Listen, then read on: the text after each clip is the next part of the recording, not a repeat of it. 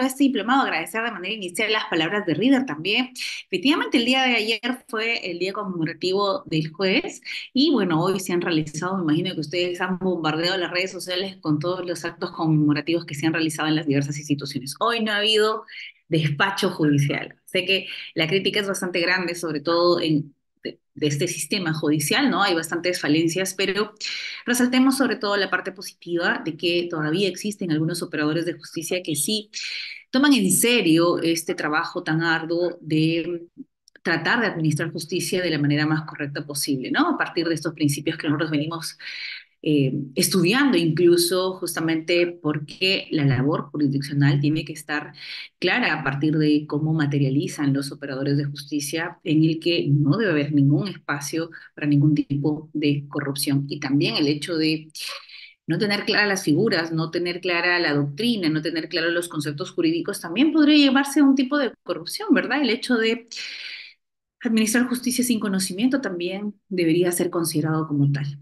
Bien, muchísimas gracias. Vamos a empezar ya con la clase de hoy. Como bien ha señalado Reader, muchísimas gracias, Mónica, gracias. Sí, también he recibido sus saludos por la red social. Muchísimas gracias a todos los que siempre están interactuando conmigo en las redes. Gracias, porque eso nos ayuda también para seguir vigentes. Muy bien, gracias. Señores, hoy vamos a hacer la clase, como ya los tengo acostumbrado, lo más dinámico posible. Vamos a intentar comparar este sistema internacional al que nos sometemos como parte, como Estado, como Perú, y por ahí voy a hacer algunos cuestionamientos, sí. Usted hace unos meses había escuchado esa propuesta que ha llegado a nivel de Congreso, sobre todo para eliminar la inimputabilidad de nuestros adolescentes a partir de los 16 años para ciertos delitos, ¿verdad? Usted, vamos a poner una diapositiva sobre eso.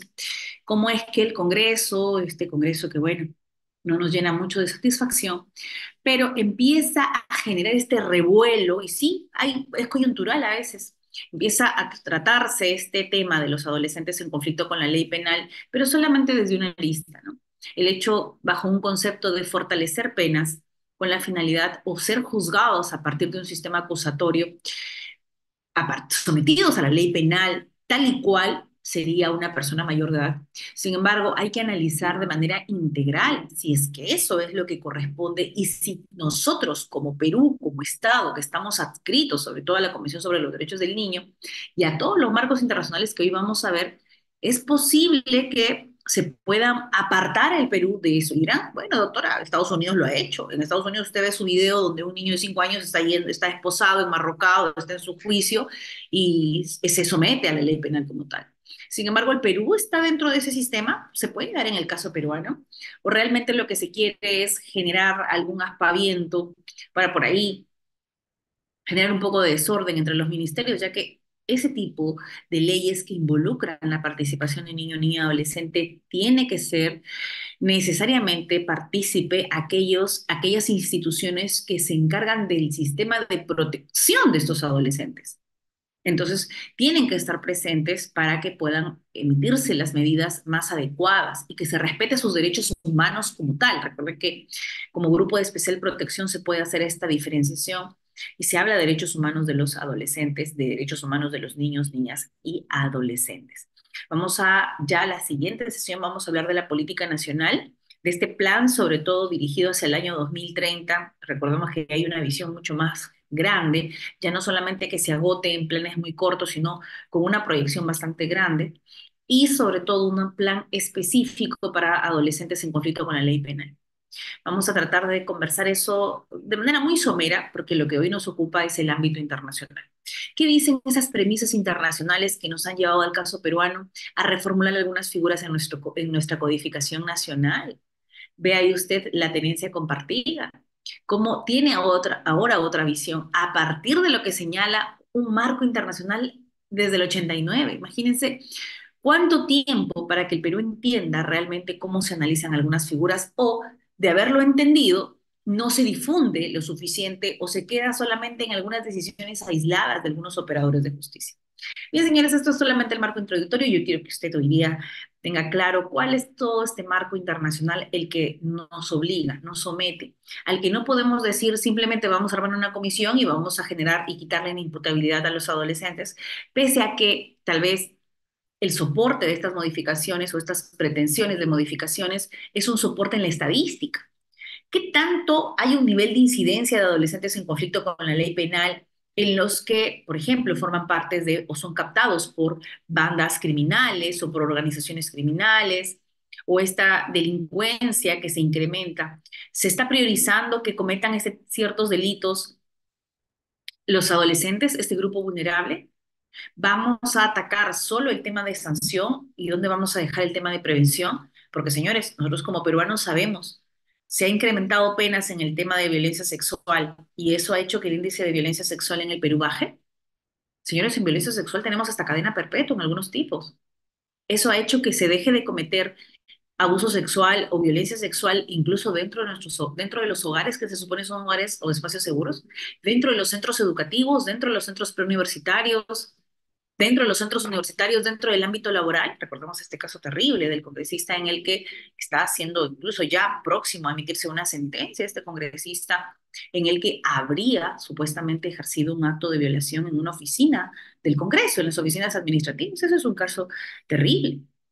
Y él que todavía, bueno, está con la presunción de inocencia, pero ya él está ya cursando pena, ya cumpliendo pena, ¿no?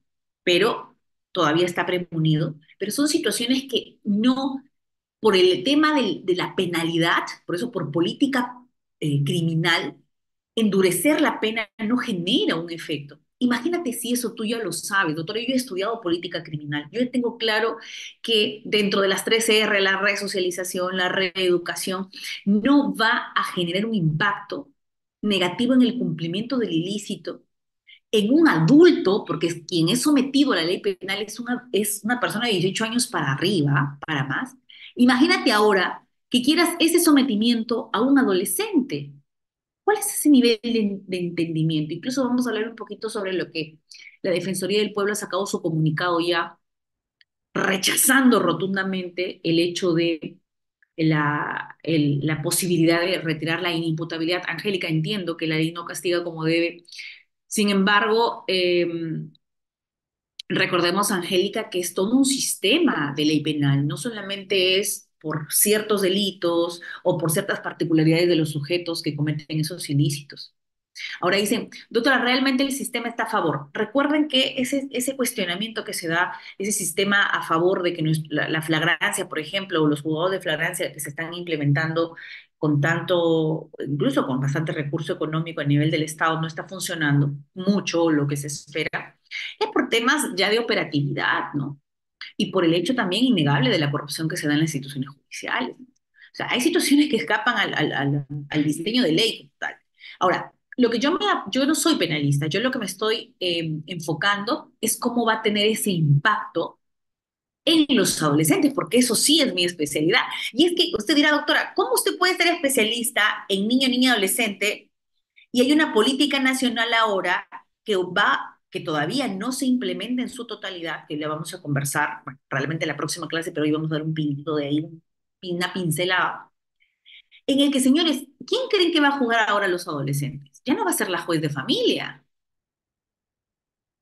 va a ser el juez penal, pero un juez penal con un enfoque de derechos humanos del niño. Ay, ¿ustedes creen? Ese cuento de un enfoque con derechos del niño. Mm, Aquí la justicia de familia es una cosa y la justicia penal ordinaria es otra. Y el enfoque es distinto. Y vamos a regresar, o vamos a retroceder un poco en el tema de la especialización. Ahora, yo entiendo, doctora, yo estoy en una zona en Lima en la que los adolescentes están ejerciendo, están cometiendo delitos, porque están siendo captados para aprovecharnos de su supuesta responsabilidad restringida o aminorada en el hecho de esa capacidad para poder cometer ilícitos. Elizabeth me dice, doctora, el juez penal no va a tener esa capacidad, creo que me está diciendo, en familia. Y Elizabeth, ahorita ya no podemos hacer nada, Elizabeth, porque esta política y este plan ya fue aprobado. ¿Sabes lo único que restringe Elizabeth Soto? Es el tema del presupuesto para crear órganos jurisdiccionales que tengan esa especialidad. Miren, señores, cómo la justicia penal está otra vez como la sábana, ¿no? Jalándonos y destapándonos, porque va a crearse mayor órgano jurisdiccional especializado en el tema de adolescentes en conflicto penal. Va a ser un juez híbrido, un juez comisión de sistema acusatorio, pero con enfoque de niño. Bueno, vamos a ver qué sale de ese híbrido. Pero mientras tanto, señores, no es posible que se pretenda a nivel de Congreso retirar. Esos niños dejaron de ser niños, dice Percy. Esos niños ya no son niños, hay que jugarlos como adultos. Bueno, hay que respetar, Percy, que el sistema internacional nos indica que niño es de 0 a cuántos años. El internacional, no tu código del niño y adolescente, no. El sistema internacional, niño, es de 0 a cuántos años.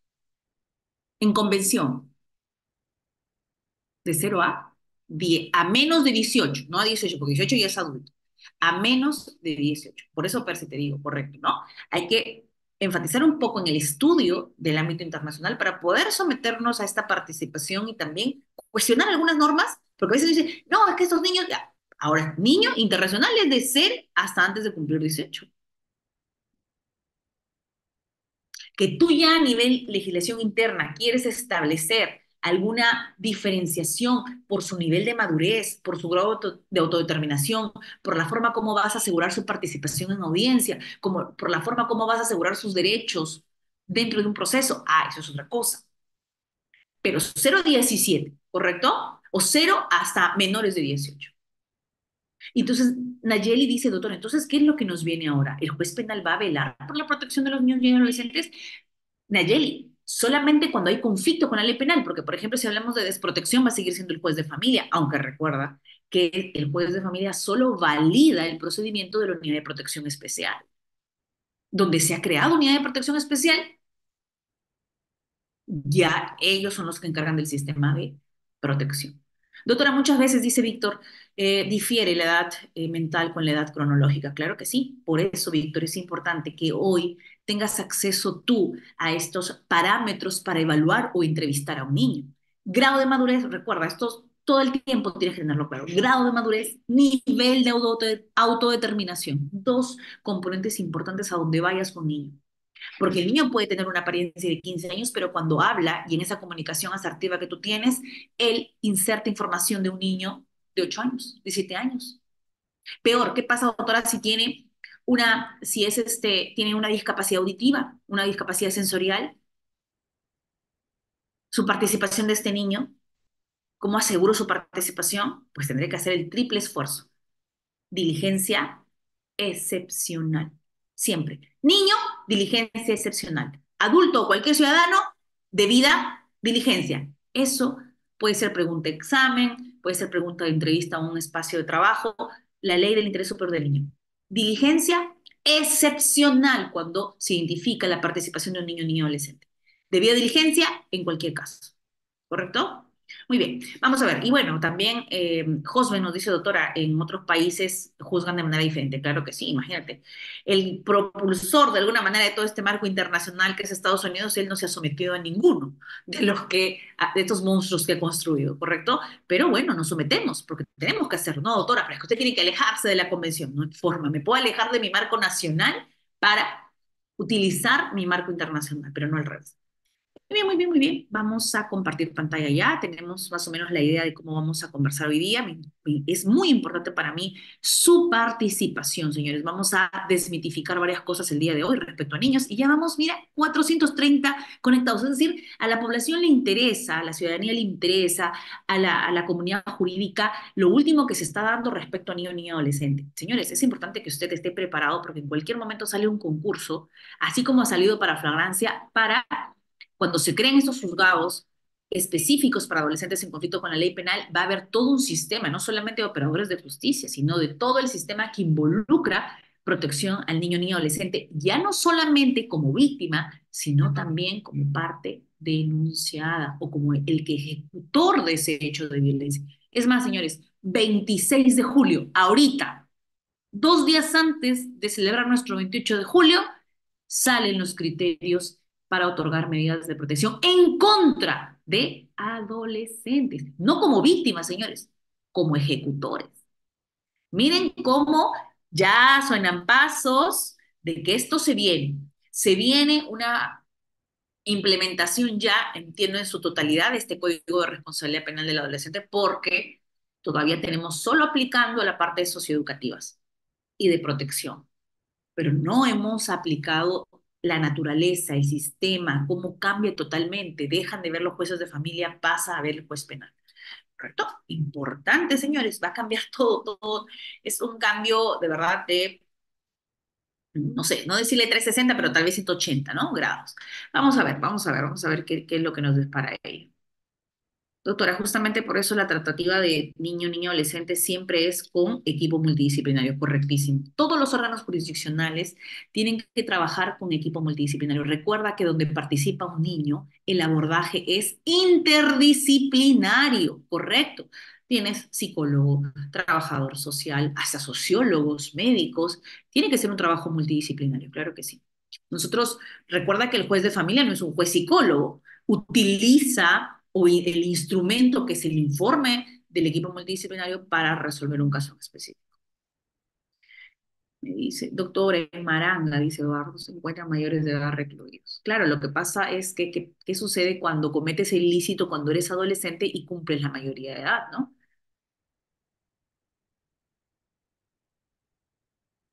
Víctor Hugo dice, es lamentable esa designación. Claro, en algunos casos, ¿correcto? Niño, niño, adolescente, diligencia excepcional. Y el otro, dice Juan Carlos, debida diligencia. Debida diligencia para cualquier caso, ¿correcto? Con debida diligencia tenemos que actuar todos, porque si no nos sometemos como operadores de justicia a responsabilidad internacional. Recuerda tú el caso Azul Rojas, donde por no actuar con la debida diligencia para la implementación de una política pública como Estado, se genera responsabilidad, esta protección a este integrante de la comunidad LGTBIQ que no se vio materializada y se cometieron actos de tortura o se habrían cometido actos de tortura porque todavía creo que algunos procesos continúan, pero ya a nivel internacional hubo una sentencia a favor del caso Azul Rojas. Correcto. ¿Cómo estás, Oriana, doctora Oriana, de Arequipa? Vamos a estar el 23 y 24 allá en Arequipa. ¿Cómo están? Gracias. Ahí nos vemos 23 y 24 en Arequipa. Gracias. Sin estar preparados como el asesor de comunidades nativas, vivo, dice Víctor, dice, soy asesor de comunidades nativas, vivo en carne propia la desproporcionalidad, cómo se les atiende en estos casos. Sí, Víctor, efectivamente, en el caso, recuerda esta expresión infeliz, tal vez es fuerte la palabra que estoy utilizando, del ministro respecto a haber normalizado relaciones sexuales de integrantes de comunidad nativa menores de edad y que incluso decía que era normal que un profesor tenga relaciones con sus alumnas porque podrían salir dentro a otro espacio de desarrollo. Situaciones totalmente infelices cuando en el Perú golpean las cifras muy fuerte sobre todo estos grupos vulnerables. Vamos a empezar porque ya me están preguntando por pensiones, pero aquí hoy no nos toca pensión de alimentos, señores. Este curso está el día de hoy, marco internacional. Y bueno, me voy a ir bastante lejos, me voy a ir bastante lejos. A ver, en el tema del Sistema Universal de los Derechos Humanos, diciembre de 1948. Desde aquí empezamos, ¿ya? Porque si vamos a hablar de sistema internacional, pues señores, tenemos que ir pues, al primer documento. ¿Cuál es nuestro primer documento? Voy a cerrar acá para poder verlos. La Declaración Universal de los Derechos Humanos, correcto. Los hombres y las mujeres a partir de la edad núbil, miren qué importante cómo deja estos espacios para que, de acuerdo al Estado, pueda determinar cuál sería la edad apta para contraer matrimonio. Tienen derecho, sin restricción alguna, por motivos de raza, nacionalidad o religión, a casarse y fundar una familia. Doctora, ¿qué tiene que ver esto con niños? Recuerden que nuestra propia Constitución protege a la familia y promueve el matrimonio. Son dos eh, especificaciones que se dan respecto a la intención de la Constitución y a la finalidad sobre ella respecto a las dos figuras importantes, familia y matrimonio, importante. Ellos disfrutarán de iguales derechos en cuanto al matrimonio, durante el matrimonio y en el caso de disolución del matrimonio. Ya desde el 48 se da esta apertura o ventana para establecer una cierta edad móvil y ello ya establece una protección para los que no se encontrarían en esa edad núbil, de protegerlos en sus derechos con la finalidad de que no se les obligue a ciertos actos, como por ejemplo el contraer matrimonio.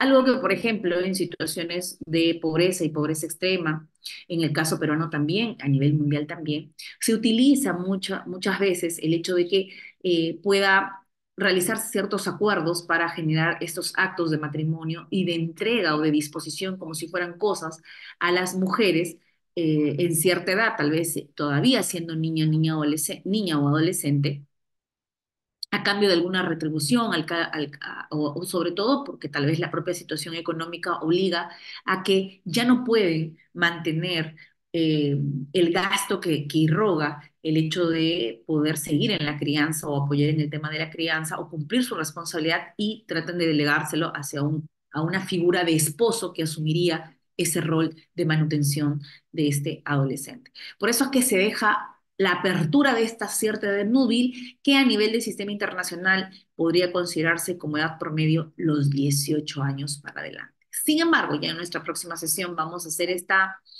importante precisión del caso peruano. En el caso peruano, y por ahí ya les voy haciendo algunas preguntas porque sé que a ustedes les encanta participar. Señores, en el caso peruano, ¿cuál es la edad para contraer matrimonio? ¿Me pueden escribir, por favor? O tal vez estoy equivocada. ¿Cuál es la edad para contraer matrimonio en el caso peruano? En el sistema internacional, ya en el año 1948 nos daba una opción y nos decía, a partir de cierta edad núbil, nos dice, ¿correcto? Aquí, por ejemplo, algunos nos dicen, doctora, a partir de los 16 años con alguna cierta excepción, entiendo, Cecilia, ¿correcto? Perdón, Cecilia me dijo 18. ¿Quién me dijo 16? Elizabeth Soto me dice, doctora, a partir de los 16 tal vez ya con alguna dispensa judicial, tal vez, claro, podría ser, ¿no? Nos dice ella. Natalie nos dice, no, 18 más, doctora, no hay forma. Mildred nos dice, Verónica nos dice, doctora, ahora solo 18, correcto. Elmar nos dice 15, doctora. Incluso en el caso peruano hay casos excepcionales que es a los 15. Claudia ya un poco más precisa nos dice, doctora, se derogó. ¿Alguien se anima a darme ley? ¿Alguien se anima a darme ley? ¿Número de ley? Incluso me dice Víctor, doctora, 16 con el consentimiento de sus padres o con dispensa judicial. Víctor incluso utiliza un artículo ya derogado, Víctor, respecto al 46-46A, ¿verdad? Víctor, si te das el tiempito y levantas la mano y me lees la nueva redacción del 46-46A, te vas a caer así para atrás. Pasa, señores, que no ha habido mucha discusión de esta última modificatoria. ¿Alguien se anima a darme de ley? ¿Número de ley? Incluso Fabiola me dice, doctora, yo sé que ya no hay dispensa, es desde los 18, pero quiero ver, alguien a ver me está anotando. Ah, incluso Joel me dice, doctora, ¿y qué pasa si está embarazada? Tal vez a partir del embarazo ya podría darse. Tal vez con el embarazo ya hay una posibilidad de poder casarse. Larry también me dice, doctora, entre 16 y menos 18. Doctora, de los 16 con consentimiento, desde los 16 tal vez los padres, dice Nayeli. 16 y 18 nos dice Edgar. Jorge nos dice, doctora, a ver, usted nos habla del matrimonio, pero en el tema de la declaración está dejando de lado algo que también existe en el Perú, que es la convivencia. Claro. Lupaca nos dice, doctora, creo que es 17. Edwin nos dice, nos inserta una palabra importante, también derogada, los emancipados. Muy bien. Y Rosa María nos da en el clavo y nos dice, Alan y Rosa María nos dice, doctora, yo estoy al tanto de esta ley. Abril Rodríguez nos dice, doctora, por favor, yo me la sé de memoria esa ley, es más, le voy a dar la fecha que se publicó. 31945, muy bien. Tatiana nos dice 17 con dispensa, importante. Manuel Goicochea, ¿cómo está, doctor Manuel? Buenas noches, doctor. 31495, doctor, claro que sí. Muy bien, correcto. Y claro, miren, yo es más, yo siempre, ahí está. Y Manuel nos ayuda, porque ya les iba a pasar la diapositiva del 46A.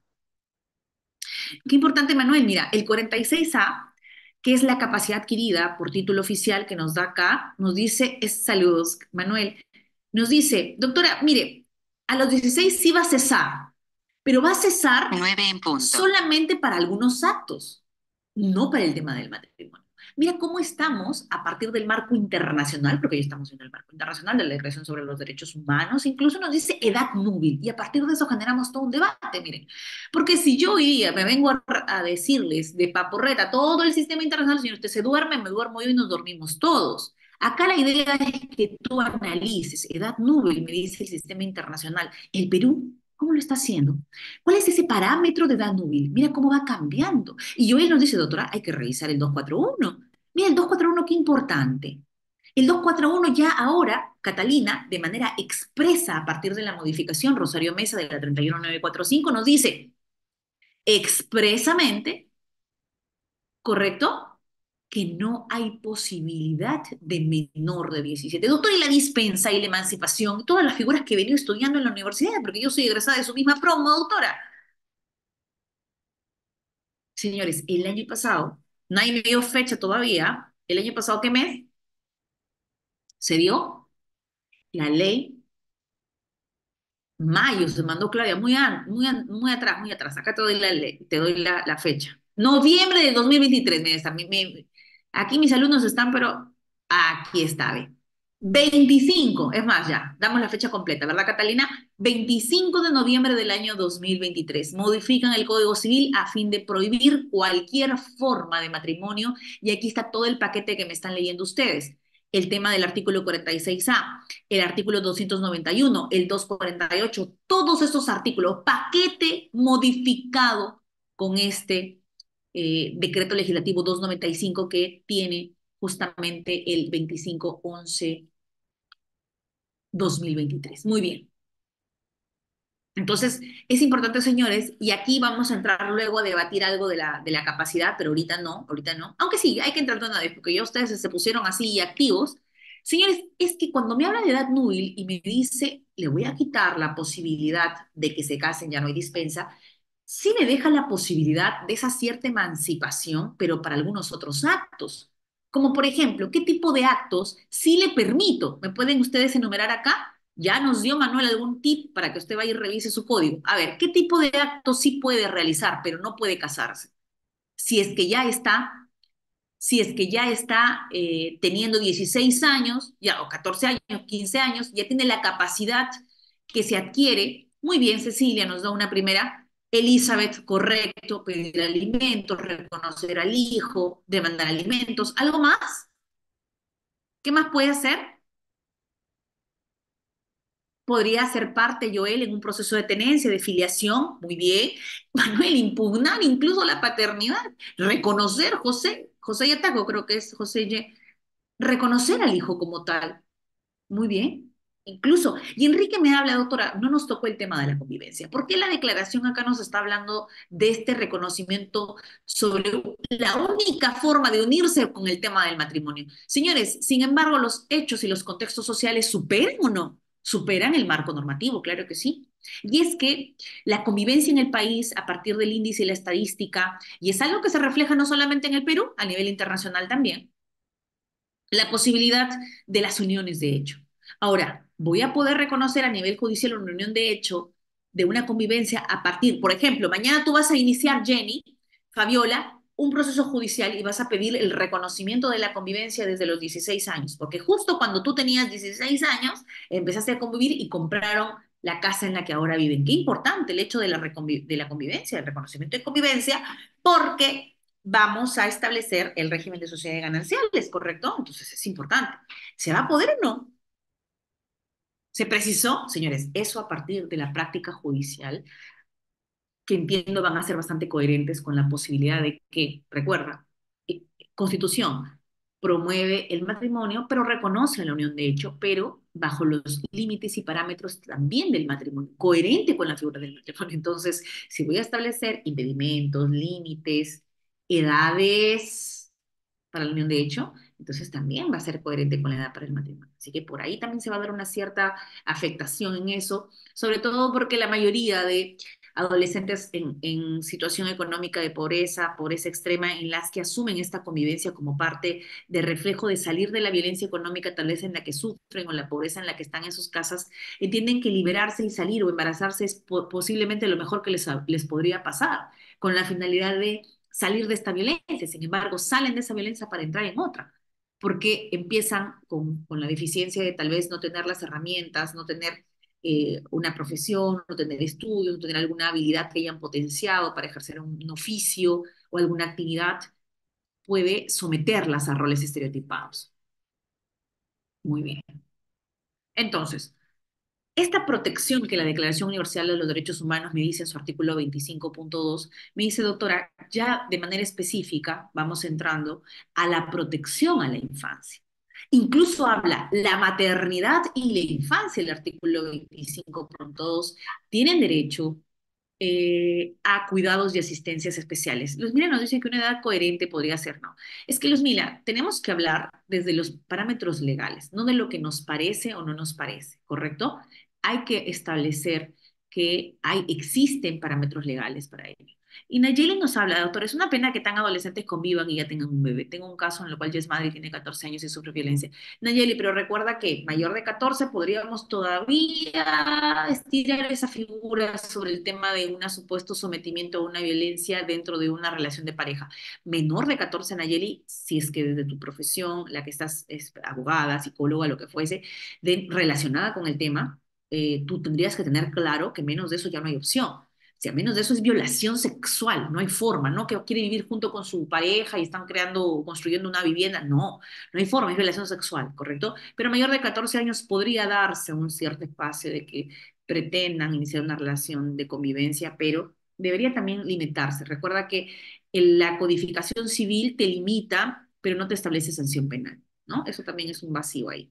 Bueno, aquí nos habla, la maternidad y la infancia tienen derecho a cuidados y asistencias especiales. Todos los niños nacidos dentro, claro que sí, dentro del matrimonio o fuera del matrimonio tienen derecho a igual protección social. Importante, miren, desde 1948 ya se decía, no debe existir diferenciación entre uno y otro.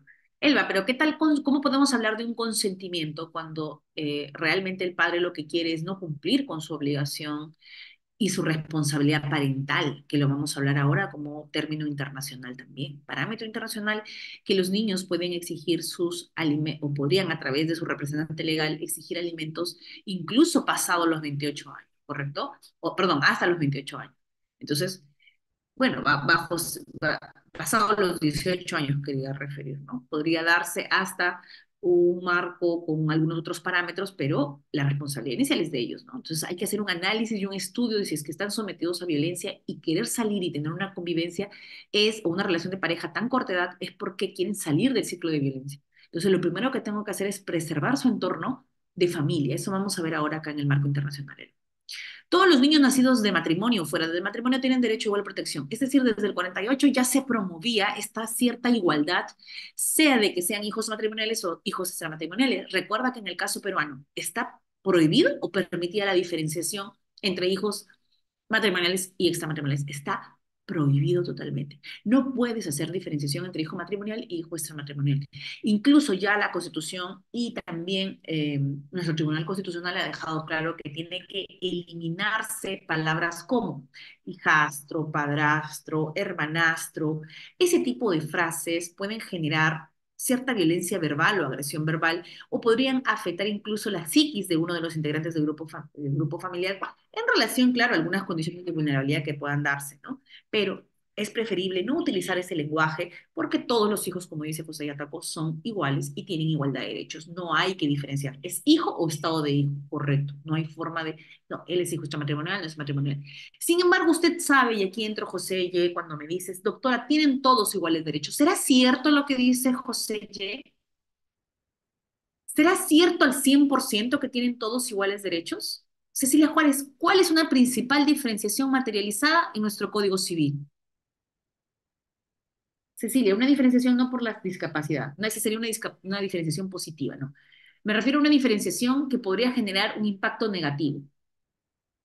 Por ejemplo, una diferenciación que sí se da, correcto, Manuel. Por ejemplo, doctora, las presunciones del reconocimiento. Cuando es un hijo matrimonial, si quieres, tu papá se queda durmiendo y no va al registro porque está muy cansado. Pero si eres un hijo extramatrimonial y no va al registro, y por más que tu mamá te puso el nombre de tu papá, identificó que tu papá con DNI y tanto eras tu papá, puso el apellido de tu papá, sin embargo, Ever dice, ¿cómo le puedo decir entonces a mi padrastro? ¿Le digo papá o le digo papá número dos? Recuerda, Ever, que la socioafectividad o la relación familiar, qué importante, Ever, es como tú quieres llamar a esta persona y cómo él te genera. Si tú lo sientes como tu padre, ahí está la socioafectividad. Pero si tú no lo sientes como padre, realmente solo como la pareja de tu mamá, entonces tú lo llamas por su nombre. Y si es adulto, pues si quieres en un ámbito de respeto, pues le dirás señor tal. Porque todos aquí tenemos derecho al nombre, ¿correcto? Y por nuestro nombre se nos tiene que identificar. No hay forma que se nos adjetivice. Enrique, no es que tú lo llamas tío, no hay forma. Tú tendrías que relacionarlo primero con un entroncamiento no legal, porque no te adoptó, no tiene un reconocimiento legal como tal, pero sí como tú tratas de insertarlo dentro de tu relación afectiva. Si para ti es tu padre, entonces le puedes llamar libremente. Es más, los niños en entrevista dicen y le reconocen, ¿correcto? Y Peter dice, doctora, en el Perú hay muchos casos de padres que reconocen hijos biológicos, hijos no biológicos. Por eso, ese tipo se llama filiación socioafectiva, señores, ¿correcto? Muy bien. Claro, como les digo, lo que ustedes puedan asumir dentro de que cómo lo puedas tú determinar, yo lo que les estoy hablando, señores, ustedes como abogados sobre todo, tienen que insertar un lenguaje adecuado. Si no, se van a quedar lastimosamente utilizando un lenguaje que ya no se usa. Es un lenguaje ahora con un enfoque de derechos humanos, señores. El enfoque de derechos humanos ahora reconoce incluso estos lazos socioafectivos en el que tiene que primar la socioafectividad por encima de los entroncamientos legales, ¿correcto? Muy bien. Ahora, cuando yo les pregunté, y no nos perdamos en las respuestas, señores, ¿cuál es la primera diferenciación entre que da el sistema como tal a los hijos matrimoniales y los extramatrimoniales? Ya Manuel por ahí nos insertó el hecho de, doctora, las presunciones. Las presunciones. Una presunción matrimonial para un hijo matrimonial que no exige que el padre vaya al registro, una presunción que no existe en los hijos extramatrimoniales y que exige un registro, y si no, puede tener un impacto negativo al momento de la herencia o el derecho sucesorio, porque va a requerir una preexistencia de otro proceso en el que se dé el reconocimiento o la afiliación, en este caso, extramatrimonial. Entonces, sí hay una cierta diferenciación. ¿Correcto? A partir de estos hijos. Adicional al tema sucesorio también, en el que dicen, doctora, pero si tienen iguales derechos, el hijo extramatrimonial hereda igual que el hijo matrimonial. ¿Será cierto? ¿Será cierto que el hijo extramatrimonial hereda igual? Señores, el porcentaje sí es el mismo, pero ¿cómo repartimos la torta? ¿Acaso la mamá del extramatrimonial entra a la repartición? No. ¿La mamá del matrimonial entra a la repartición? Sí. Y por ende, la primera repartición que se da, si es que hubo sociedad de gananciales, es el 50% para la mamá de los matrimoniales y luego de eso ella se inserta también como heredera. Y mira, la condición en la que va a quedar el hijo matrimonial respecto al hijo extramatrimonial. ¿Quién va a tener más recurso económico sobre el espacio en el que van a vivir? El matrimonial. Porque el hijo matrimonial tiene como madre ¿a quién? A la que está casada, pues.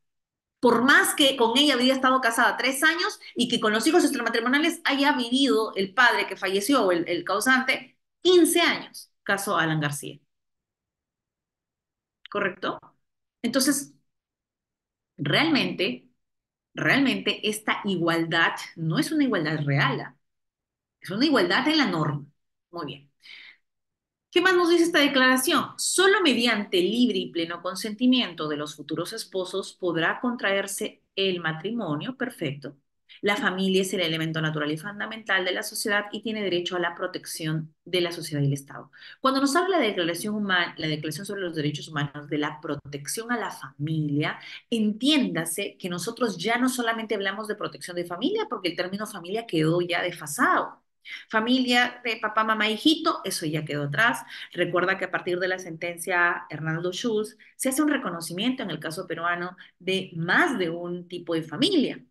Familia extendida, familia ampliada, familia ensamblada, familia monoparental. Entonces, el concepto de familia ya no sigue siendo el concepto típico. Ahora sí existen estos lazos y relaciones familiares que generan una amplitud dentro del concepto. Pero lo importante es que nuestra Constitución del 93 lo que hace es priorizar que dentro de la protección a la familia voy a priorizar y diferenciar positivamente a integrantes del grupo familiar que sí realmente tengan alguna situación de discapacidad, en el que tengan alguna situación que pueda poner en vulnerabilidad extrema su condición de pobreza, su vulnerabilidad por ser tal vez una persona que ha sido víctima de violencia. Entonces, podría darse, ¿correcto? Muchísimas gracias, César, gracias. Bien, vamos a ver. Entonces, ese primer instrumento ya nos daba algunas luces de esta protección. Como derechos humanos, no me hacía diferenciación en derechos humanos de los niños. Y es que estará bien utilizado ese término. Doctora, derechos humanos de las mujeres, derechos humanos de los niños, ¿por qué hacer diferenciación? Se justifica la diferenciación cuando los grupos son vulnerables o altamente vulnerables, ¿correcto? Ahora, el Pacto Internacional de los Derechos Civiles y Políticos, el 66. Mira cómo estamos hablando. 40 nos pasamos 20 años después. 20 años después, ¿habrá cambiado la situación? Porque recuerden que si hablamos de cómo cambian los contextos, nosotros tenemos una codificación, la del Código Civil, en la que están nuestros libros de familia, nuestro libro de familia y nuestras instituciones de familia, ya 40 años, ¿no? Estamos justamente este año, son los 40 años de nuestro Código Civil. Se está celebrando y por eso hay varios eventos que ustedes están viendo por los 40 años. Y dentro de esos 40 años se han dado incluso una comisión revisora importante para poder analizar si realmente eh, ese sistema tan estricto, esa rigurosidad de la codificación, para algunas figuras como por ejemplo el divorcio, van a permitir ser reevaluadas, evaluar la constitucionalidad incluso de algunas causales. Señores, por ejemplo, el divorcio por causal de homosexualidad sobrevenida. Y sé que ustedes por ahí van a traer, algunos me van a decir, porque en otras conferencias me dicen, doctora, pero que usted está promoviendo la homosexualidad. O sea, doctora, imagínese que su pareja le engañe con otra mujer, con otro hombre. Es que, señores, que si mi pareja, mi esposo, me engaña con una mujer, me engaña con un hombre, sigue incumpliendo el deber. No es lo que yo percibo como pareja afectada, sino es el incumplimiento de un deber. ¿Cuál es el incumplimiento del deber? El deber de fidelidad que se encuentra dentro de los deberes a los que tú tienes que cumplir porque estás casado.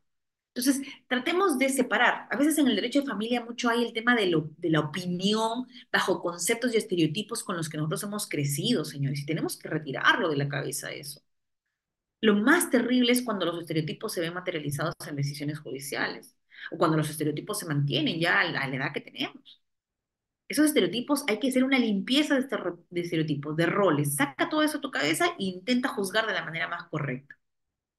Entonces, dentro del Pacto Internacional sobre los Derechos Civiles y Políticos de junio del año de 1966 nos dice, doctora, el matrimonio no puede celebrarse sin libre y pleno consentimiento de los contrayentes.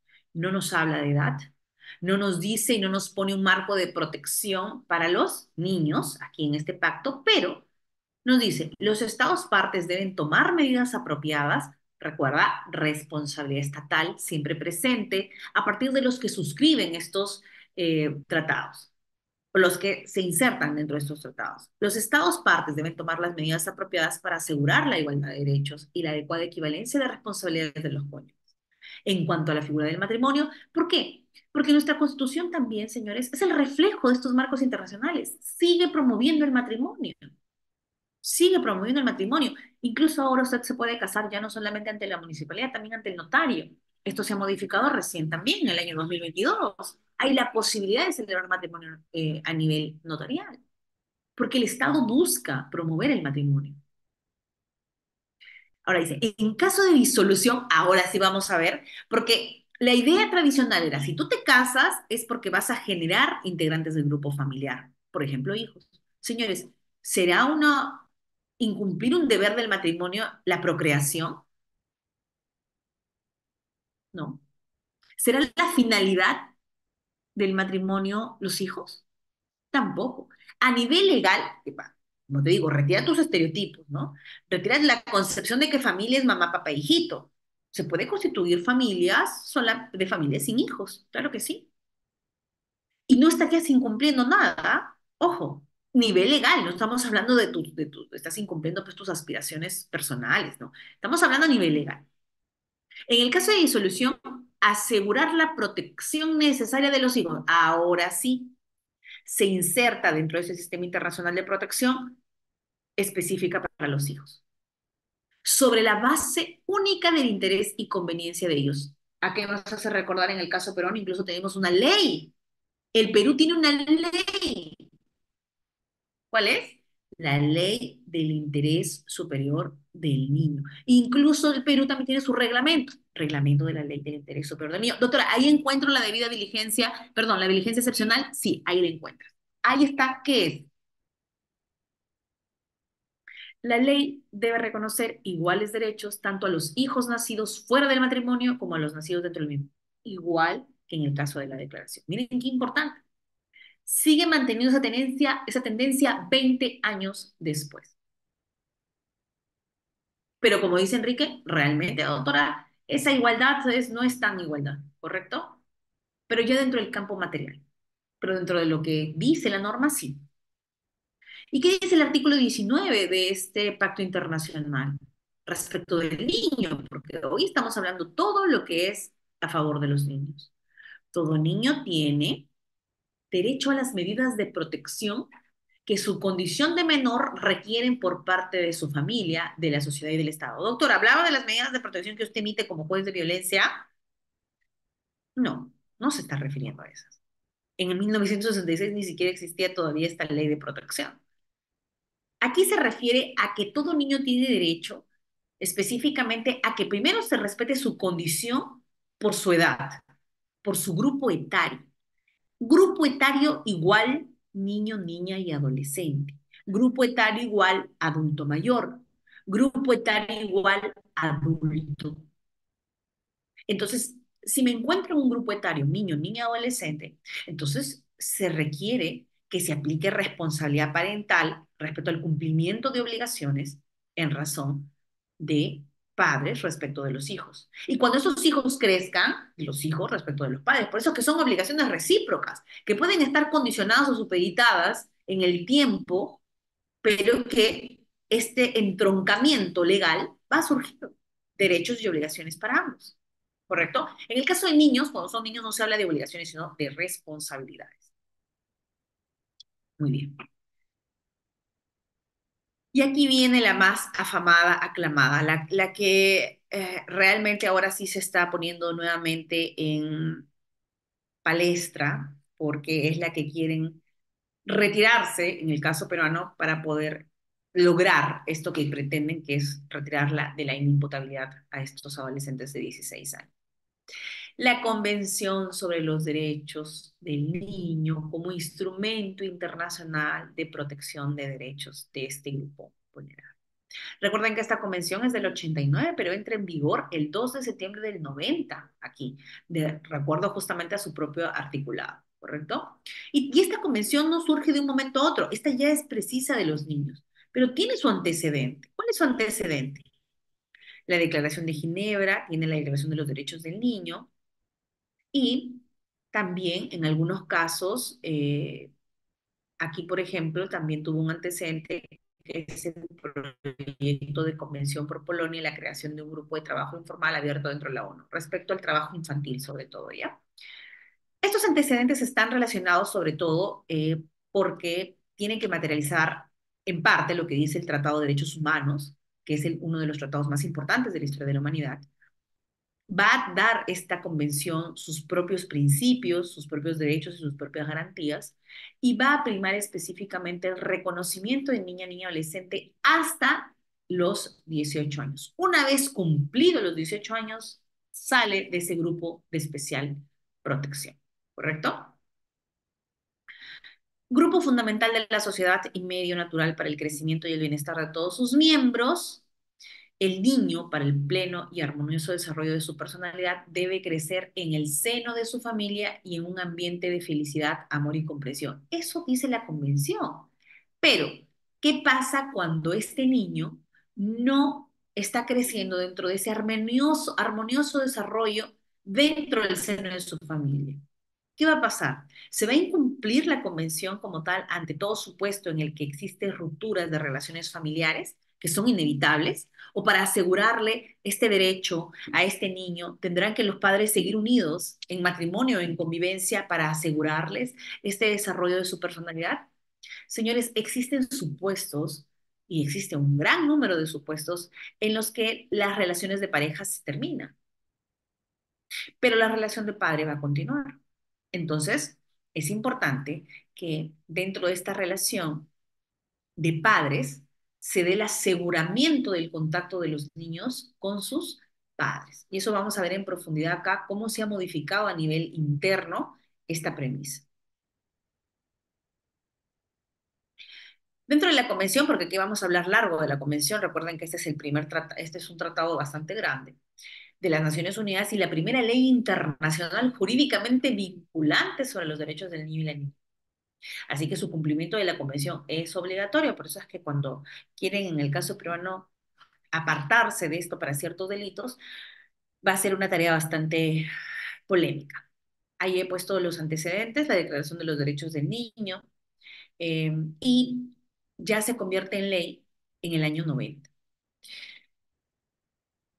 ¿Cuáles son los principios rectores de esta convención que nosotros venimos utilizando también en nuestro marco nacional?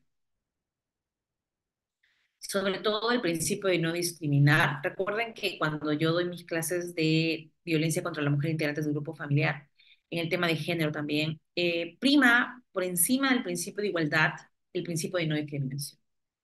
La tarea aquí, señores, trata de no discriminar, porque usted no puede tratar igual a los desiguales. Y por ahí algunos dicen, doctor, ese es el principio de equidad, correcto. Es que no solamente en el ámbito de familia, y específicamente cuando hablamos de niños, usted no le puede discriminar por su edad. ¿Qué pasa si usted dice, no, que él no hable porque él es niño? Él que puede saber de lo que está pasando. Usted no puede discriminar por el grupo etario. Al contrario, tendrá que, en razón de su edad, darle la posibilidad de que pueda participar y asegurar su participación. Y otros sistemas también lo promueven, por ejemplo, en el tema laboral. ¿Será la misma, podré dar principio de igualdad respecto al trabajador con el empleador? No, ahí prima la no discriminación. Incluso los roles para el tema de probatorio establece quién tiene carga probatoria en razón de estos principios, de no discriminar, de no diferenciar. Otro principio importante que asegura la Convención y que también en el espacio peruano incluso ha llegado a ser ley y tiene reglamento, el interés superior del niño. El hecho también de estos principios relacionados con el desarrollo armónico de estos niños y específicamente asegurar la participación de estos niños dentro de los espacios judiciales, por ejemplo, en audiencias. Todo eso resalta la convención. Son 54 artículos que tienen mucho más, pero yo he tratado de resaltar lo más importante. Recuerda que esta convención, de manera inicial, de 0 a 18 o menores de 18, sus derechos están íntimamente relacionados con las obligaciones y las responsables que tienen los progenitores respecto de estos niños, sirven para orientar la forma en que se cumplen y respetan los derechos y sirven como punto de referencia para la aplicación y verificación de derechos de niño y adolescente. A nivel peruano, nosotros estamos obligados a dar cumplimiento y materializar la Convención sobre los Derechos del Niño.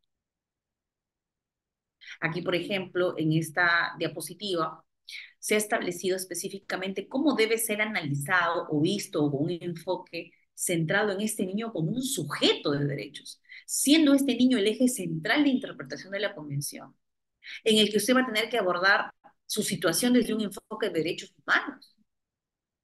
No es un enfoque de asistencialismo al niño, no, hay que reconocerle su derecho, la titularidad de sus derechos, la progresividad de cómo él participa y se desarrolla progresivamente, el reconocimiento para poder ser escuchado, para ser oído, para opinar, la protección y el respeto de su autonomía, que no puede ser confundida con un paternalismo extremo.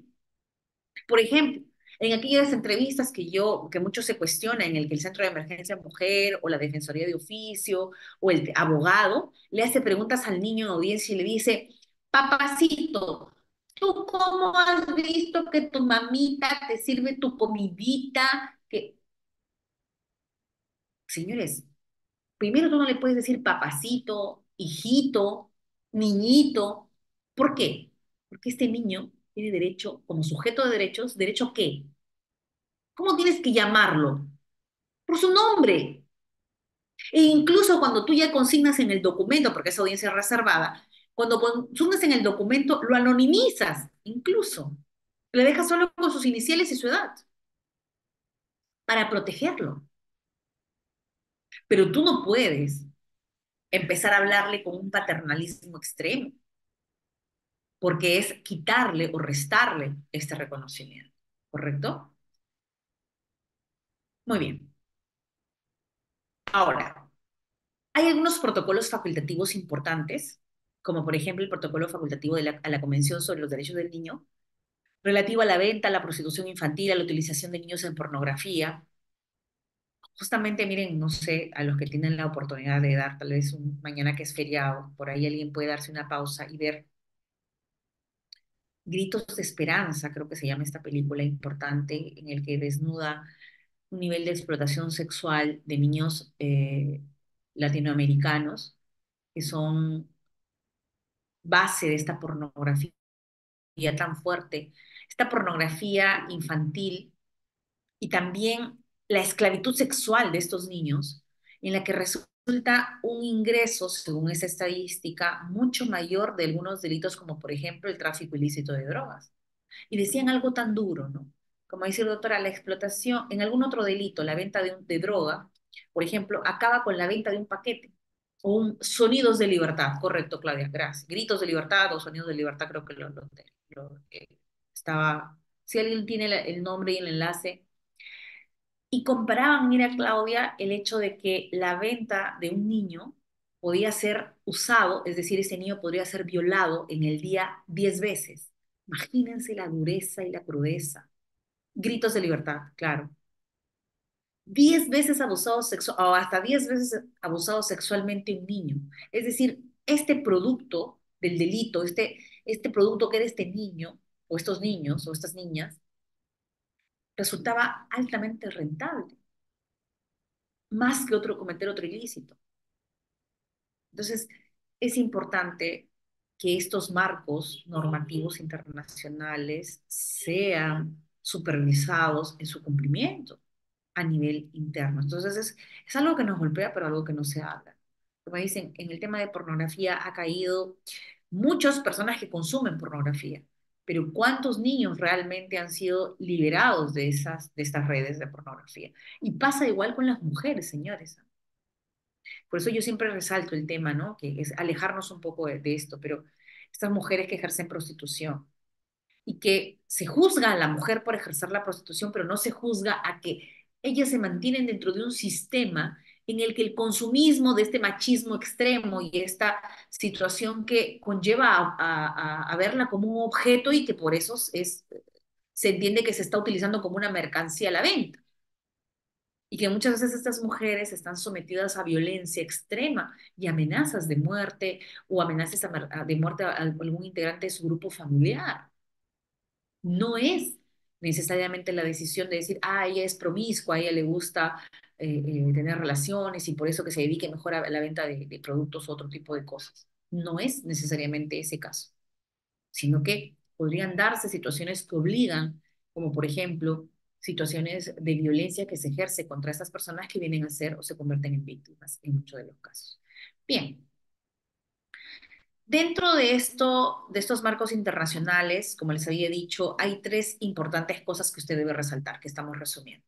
Primero, el hecho de que es hasta menos de 18 años, es esta definición de niño en el ámbito internacional. En tu ámbito nacional ya puedes separar por grado de autodeterminación o nivel de madurez ciertas edades. La no discriminación, todos los derechos deben ser aplicados a todos los niños sin excepción alguna y es obligación del Estado tomar esas medidas necesarias para proteger al niño sin ningún tipo de discriminación. El interés superior del niño y en este caso, mira, debo discriminar a aquel adolescente, aquel niño que ha sido víctima con aquel niño que ha sido ejecutor de un hecho de violencia. El caso es claro y sencillo, señores. Dos niños, 8 años, 8 años, cometen uno de ellos tocamientos indebidos en sus partes íntimas de la niña en el baño del colegio, así de crudos. Baño del centro educativo, tocamientos indebidos, un niño de 8 años, otro niño a otra niña de 8 años, del mismo salón, de la misma clase, del mismo colegio, dentro del horario del colegio, dentro de las aulas, dentro del baño del colegio. Si usted responde como ciudadano, obviamente lo primero que va a exigir es expulsión. Si usted exige como ciudadano que se retire del colegio, que lo cambien a otro turno, que no estudie nunca más, que sea retirado de toda institución educativa porque es un peligro que puede tocar las partes íntimas de nuestras hijas y puede traumarlas de por vida. Entonces, este niño tiene que irse a un centro recluido, ya no a la cárcel, pero que vaya a un centro de reeducación. Como ciudadano vas a querer exigir eso. Incluso algunos por ahí dicen, doctora, es que son menores infractores. Recordemos, señores de mi clase, usted tiene que llevar varias cosas, como por ejemplo este resumen. Uno, no me diga menor, nunca más. ¿Por qué? Porque estamos hablando de no discriminación, estamos hablando de empoderamiento, de derechos humanos de niños, de reconocimiento de derechos. Entonces, tú me dices menor, le estás atribuyendo una categoría baja. Entonces, tú me tienes que decir niño, niño y adolescente. La terminología actual es NNA, niño, niña, adolescente. NNA. Dile niño. Y nos vamos a acostumbrar a nuestros escritos, ¿no? En favor del menor. Entonces tú mismo estás diciendo de que es una categoría menor. Y las categorías vulnerables no son para que sean menores, sino al contrario, son categorías de especial protección. Entonces no le digas más menor, ¿correcto? No más. Retira de tu vocabulario esa palabra. Ya, entonces, doctora, ¿qué hacemos en este caso, de los dos niños? ¿Qué aplica? ¿A quién le sancionamos? Dice Andrea. Doctora, le sancionamos al niño, a los padres, porque han creado este monstruito, ¿no? El padre es responsable de que este niño haya hecho eso.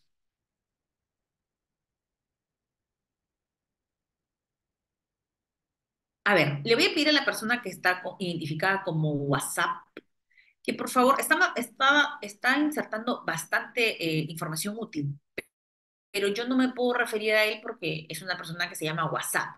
Entonces, las reglas dentro de esta sesión son claras y hay que poner nuestros nombres completos, ¿correcto? Igual si vamos a hacer preguntas, el video, todas las reglas que ya Reader les ha señalado. Así que para poder conversar, ¿ya? Hay que poner nuestro nombre. Entonces, ¿qué hacemos con el niño de 8 años? Bajo el sistema de protección. Y Huber nos dice, doctora, yo tengo un caso justamente de un niño especial de 10 años por tocamientos indebidos, pero lo ha cometido un niño de 14 años. Mira, Huber, aquí, importante caso. Tú tienes dos grupos vulnerables de especial protección. Primero, tú tienes de un lado a un niño que no solo por su condición y grupo etario es vulnerable, sino que adicional tiene una discapacidad, ¿correcto? Y como confluyen dos situaciones de vulnerabilidad, tú puedes utilizar el enfoque interseccional, correcto. Por otro lado, tú ya tienes un adolescente, 14 años, ya está dentro de lo que podría darse el espacio de responsabilidad o adolescente en conflicto con la ley penal, porque aquí te dice de 14 a más. No te dice más de 14, ojo, 14 a más. O sea, 14, 14, 14 un día es 14. Yo ya puedo, en ese caso, estimado, dictar una medida en contra porque tiene 14 años. Pero esa medida en contra, señores, tendrá que ser acaso retirado y llevado a un centro recluido. No necesariamente. Tendré que, a partir de la progresividad, a partir de la evaluación social, de la evaluación psicológica, analizar qué es lo más favorable, incluso para el adolescente que ha conflictuado con la ley penal. Tendrá que establecer si realmente, primero, agoto el entorno familiar seguro y si yo considero en mi decisión a la persona que me ha puesto que tiene ese caso, que, que él se mantenga dentro del espacio familiar es una situación que no puede darse y que vas a utilizar la de última ratio, que es sacarlo, extirparlo. Mira, imagínate algo así. Doctora, ¿cómo decido? Hay un niño que se está aferrando a la pierna de su madre o a la pierna de su padre y tú lo estás llevando y lo quieres llevar a un lado, mayor de 14, tú ya podrías, pero analizando, o sea, podrías dictar una medida en contra que podría igual llegar a una socioeducativa de alto impacto, como es la última, la de última ratio. ¿Cuál es? Sacarlo del espacio familiar y llevarlo, separarlo de su familia. Y ahora incluso me dice, doctora, ¿y qué pasa si ese adolescente tiene alguna discapacidad, Marixa? ¿Tendré que darle el tratamiento igual que si lo hubiese cometido otro adolescente que no tiene esa discapacidad? Como por ejemplo que es un niño autista. Es más, respecto ya de su responsabilidad restringida respecto de estos niños, de qué es realmente lo que él considera está haciendo bien o mal, claro que no puede ser recluido este niño que tiene una habilidad, que en este caso que tiene autismo, pero sometido a todo esto, no lo, el juez tiene que utilizar el instrumento importante que son las evaluaciones, no solamente a la víctima, sino la evaluación también al que supuestamente ejecutó ese hecho. Ahora, Esther nos dice, doctor, ¿y cuál es el proceso para esto? Recuerda que tenemos dos procesos, ¿ah? Un proceso es el ámbito de protección que se da en violencia. Por ejemplo, en este caso de 8 años, se dio el caso de violencia contra la mujer, en este caso, mujer durante todo su ciclo de vida, era una niña que había sido víctima de violencia sexual dentro del espacio de la indemnidad sexual por tocamiento indebido cometido por un niño.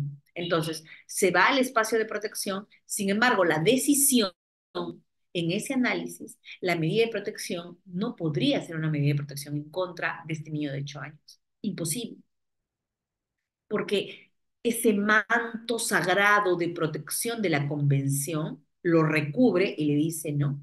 Yo tengo que tomar, ahí dice, interés superior del niño, las medidas respecto en la consideración del interés superior del niño, incluso siendo el denunciado él. Y menor de 8 años no hay forma. Menor de 8 años, menor de 10 años, menor de 11 años, menor de 12 años, menor de 14 años, lo protegeré y le daré medidas de protección a favor y una adecuada supervisión, porque imagínate que vuelva a suceder. Y la supervisión no a él.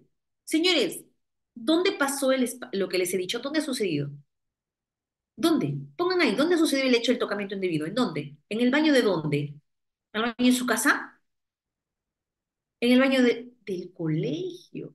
Y cuando ustedes querían encontrar responsables, señores, ¿son los padres? Necesariamente. ¿Serán los padres cuando hay una evaluación psicológica que dice que los padres han ejercido violencia sexual en el niño o han dejado prendida la computadora con la violencia, con la pornografía o han tenido relaciones sexuales delante del niño sin darse cuenta? El niño entra, ellos mantienen relaciones sexuales, siempre se dieron cuenta y recordó el niño que una vez los vio. Ahí ya podré establecer respecto al informe que me dice. Pero el colegio, ¿cuántos profesores? ¿Cuántos auxiliares por aula? ¿Baños diferenciados? ¿Supervisión en el baño? ¿Solamente el colegio, señores? Y si voy más arriba, UGEL, Dirección Regional de Educación, Gerencia Regional de Educación, Ministerio de Educación, programas ICB, miren todo. ¿Cómo se llama esto? Responsabilidad estatal. ¿Puede ser sometido también como violencia? Sí. Es más, Glenn dice, doctora, lo más común es que él haya aprendido esa conducta. Por eso te digo, adicional a eso, si tú vas a profundizar, vas a encontrar en la evaluación que le vas a hacer al propio denunciado, al niño que ha ejecutado el acto, él va a decir, yo vi cuando mis papás tenían relaciones sexuales y él hacía eso. ¿Tus papás se dieron cuenta? No. ¿O sí? Y así no se hayan dado cuenta, igual. Señores, cuando dicen a veces, ¿no? El hecho de estas personas a veces que siguen manteniendo relaciones sexuales y piensan que los hijos no los escuchan porque están durmiendo. Señores, eso lastimosamente, si usted quiere disfrutar de su sexualidad, pero tiene hijos menores de edad, tiene que encontrar el espacio. porque eso puede afectar terriblemente a sus hijos y eso va a ser un detonante. Generas una hipersexualidad en una corta edad, esta hipersensibilidad y sexualidad activada. Y Claudia nos dice, doctora, ¿qué hicieron las autoridades contra eso? Señores, en mi caso, la medida de protección que dicté en contra del Estado, en este caso a partir de la OGEL, el colegio y todo, me llevé de encuentro a todos, les pedí que en el plazo de 5 días hábiles me envíen un protocolo de supervisión respecto a los hechos de violencia que se habían suscitado en ese centro, en el que consigne si es que hay diferenciación de baños, si es que han insertado más personal auxiliar, esto. Entonces, toda esa situación, incluso me anexaron el proceso de la convocatoria de contratación. Y María dice, y doctor, imagínense en aquellas familias que viven hacinados, que la pobreza, como nos dicen algunos que no se quieren identificar acá, que sigue con WhatsApp, cambia por favor tu nombre, porque si no, ¿cómo me refiero a ti? Me dice, doctora, el hacinamiento que se da, o las familias que viven, señores, es imposible pensar que en el Perú para cada familia hay una casa. Primero que por el número de peruanos que somos no habría posibilidad.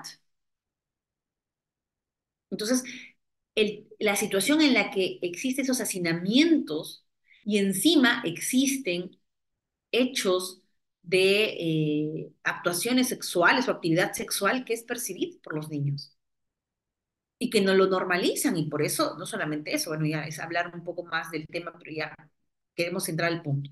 Entonces, em, que aquí llegamos justamente al punto importante que la convención también reconoce.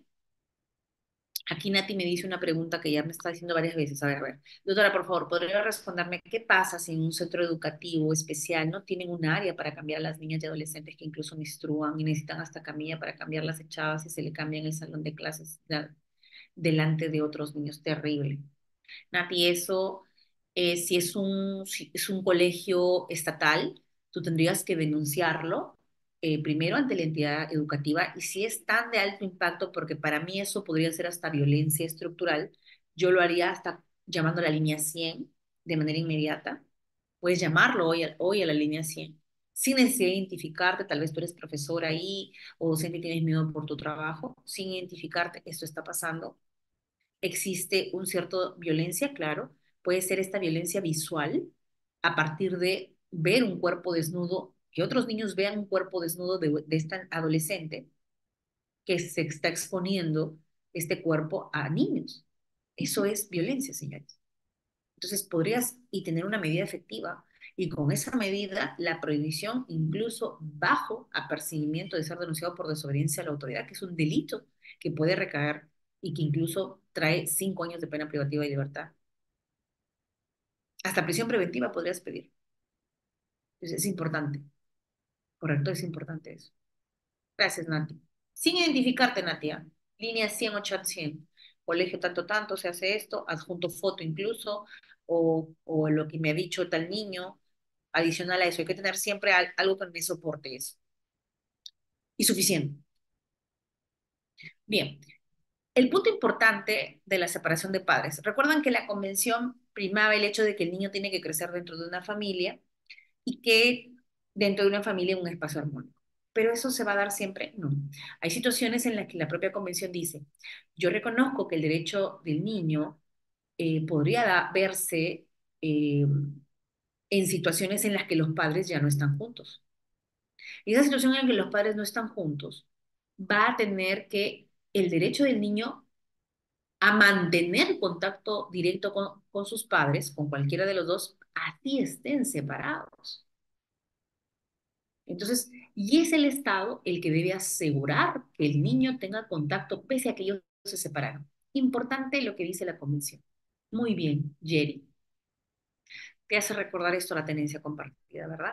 Y mira cómo esto desde el 80 y, bueno, el 90 y del 89 que se dio, pero en el 90 que se aplicó, recién, ¿cuándo se dio la ley de la tenencia compartida, Jerry? ¿2000? ¿Cuánto? ¿2000 cuánto? ¿2020? La ley de la tenencia compartida, señores, 2022, importante. No, sí, el 2023 se ha dado la eliminación del matrimonio infantil, no, 2022. Y a partir del año 2022, Lourdes, importante que la visión ahora de que pese a que la relación se haya terminado, de hecho o de facto, el día que uno de ellos se va de la casa, antes era se quedaba con la tenencia y pedía el reconocimiento de tenencia el que se quedaba en la casa con el niño, ¿verdad? No. Ahora, a partir de la ley de tenencia compartida, la tenencia compartida es incluso la que es la tenencia de facto. Es decir, se separan, hay tenencia compartida, inmediatamente. Porque es el niño en contacto con ambos progenitores. El niño con un aseguramiento de que así estén ellos separados. Y Jerry nos dice, doctora, y la respuesta, Jerry, si alguien tiene, por favor, plasmar artículo 8.2 o 8.3 del Código del Niño y Adolescente. Ahí te dice, parámetro para la tenencia compartida. ¿Qué pasa si el papá vive en Tacna y la mamá vive en Tumbes? Señores, ¿se puede dar tenencia compartida, sí o no? Respuestas solo válidas, por favor. A responder. Tenencia compartida. Padre en Tacna, madre en Tumbes. ¿Procede la tenencia compartida, sí o no?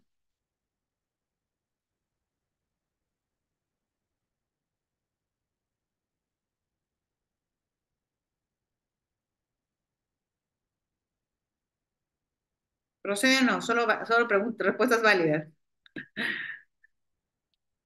Claro que procede, señores. Revise artículo 8.2 o 8.3. Usted lo tiene a la mano.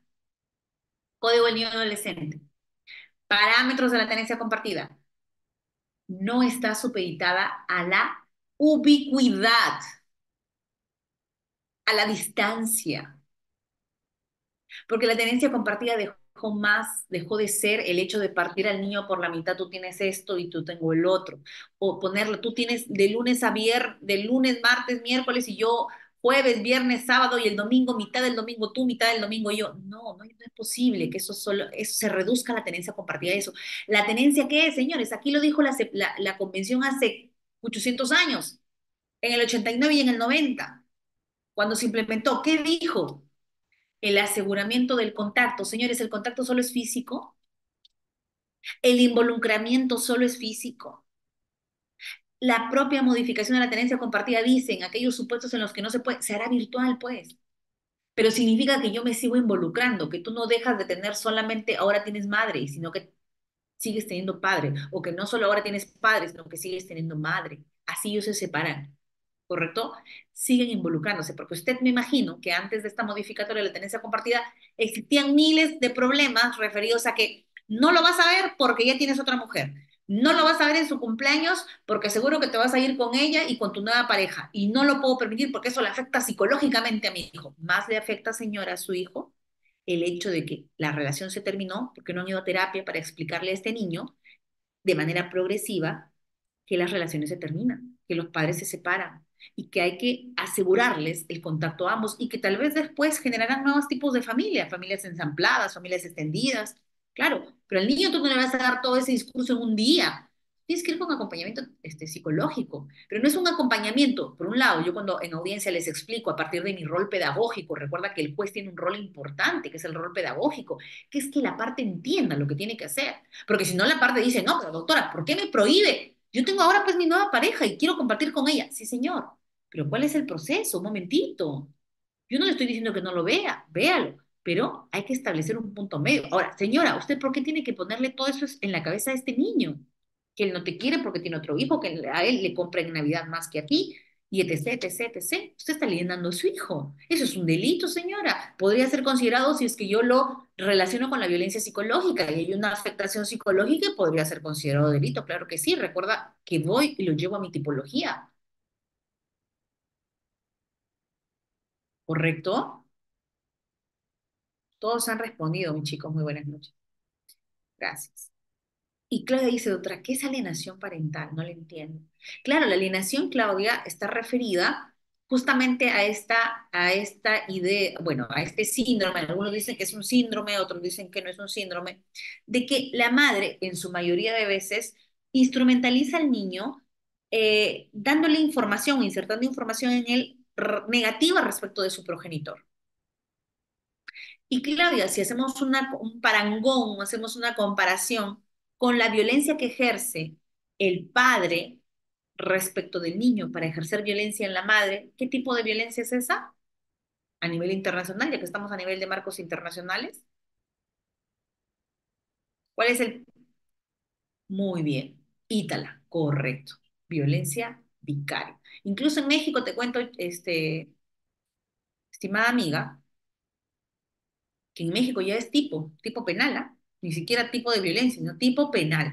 Bueno, México resulta que, así como por ejemplo se tipificó las lesiones a partir de la utilización del ácido, ¿no? Esas lesiones por ácido, o violencia violencia ácida, terrible, esto como desfiguran las caras de las mujeres, estos hombres que, eh, como ejercicio de este dominio, lanzan ácido, incluso ni siquiera a ellos, sino a través de otras personas, utilizan a drogadictos, a personas para que puedan ejercer esta violencia ácida, ¿no? Y que antes las penas eran muy leves respecto a estas lesiones que podría ejercer esta violencia ácida. En cambio, ahora ya está dentro del tamiz de violencia contra la mujer integrante del grupo familiar y por eso es que tiene penas mucho más duras. Y Elba dice, doctora, hay parejas que presentan muy pronto. Claro, Elba, lo que pasa es que antes de presentar, tú lo que tienes que hacer es que el niño entienda que la relación se está terminando o se va a terminar. ¿Quién asume con responsabilidad el término de una relación? Señores, lo único que quieren cuando terminan es irse lo más rápido, me voy de la casa y chao, se acabó. Ahí se dice, no me queda claro el ejemplo que los padres que viven lejos, ¿cómo hacen? Dice la tenencia. Pasa, Marixa, que con la ley de la tenencia compartida se ha modificado el 81, 82, 83 de tu código del niño adolescente. Y antes la percepción era de que quien se va de la casa y, por ejemplo, normalmente era el padre, mayoritariamente se le daba la tenencia a la madre, salvo que había una situación pues de violencia o otra. Incluso decía, si es que había un rango de edad de una niña de 0 a 2 años, ¿a quién se le daba la tenencia? ¿A quién? A la madre. Incluso decía, doctor, está en lactancia materna, a la madre, obviamente. Pero es que la tenencia era el sinónimo de propiedad. Yo soy propietaria de este vaso, entonces se queda con la madre. Ahora ya no. Ahora la tenencia compartida es, claro, duerma con la madre, que viva con la madre. Ese es un parámetro de ejercicio. Pero el padre, así no viva con ellos, se sigue involucrando en el desarrollo del niño, ¿correcto? Es una forma de ver. Entonces, así él vive en Tacna, viva en Arequipa, en Moquegua, en cualquier lugar, igual va a poder involucrarse. Y como José ya dice, doctora, si uno está en Tacna y otro en Tumbes, entonces, ¿cómo hace por el colegio? Es que el parámetro, José, del niño es que viva o con la madre o con el padre, pero el hecho de vivir con uno o con el otro no significa que no hay tenencia compartida. Eso quiero que quede clarísimo, por favor, señores. Entonces, nos hace otra pregunta Oriana, y nos dice otra, si la niña tiene 3 años, procede la tenencia, la edad Oriana no va a dificultar. Recuerda que el código anterior del niño y adolescente, en el 8.1 creo era, sí decía, si tiene 3 años o tiene 2, 4 o de 0 a 5, prioritariamente a la madre. Pero señores, recuerden que esa interpretación era una interpretación de quién tenía materialmente al niño, pero ahora ya no, la edad no importa. Doctora, de 0 años, de un mes, igual se puede dar la tenencia compartida, Leidia. Recuerda que la tenencia compartida no significa quién se queda con el niño o quién duerme. La tenencia compartida es que ambos se involucren, por favor. Correcto, Mildred. Mantener el vínculo, que no significa con quién va a dormir. ¿Cómo sería? Lady, analizará el informe social.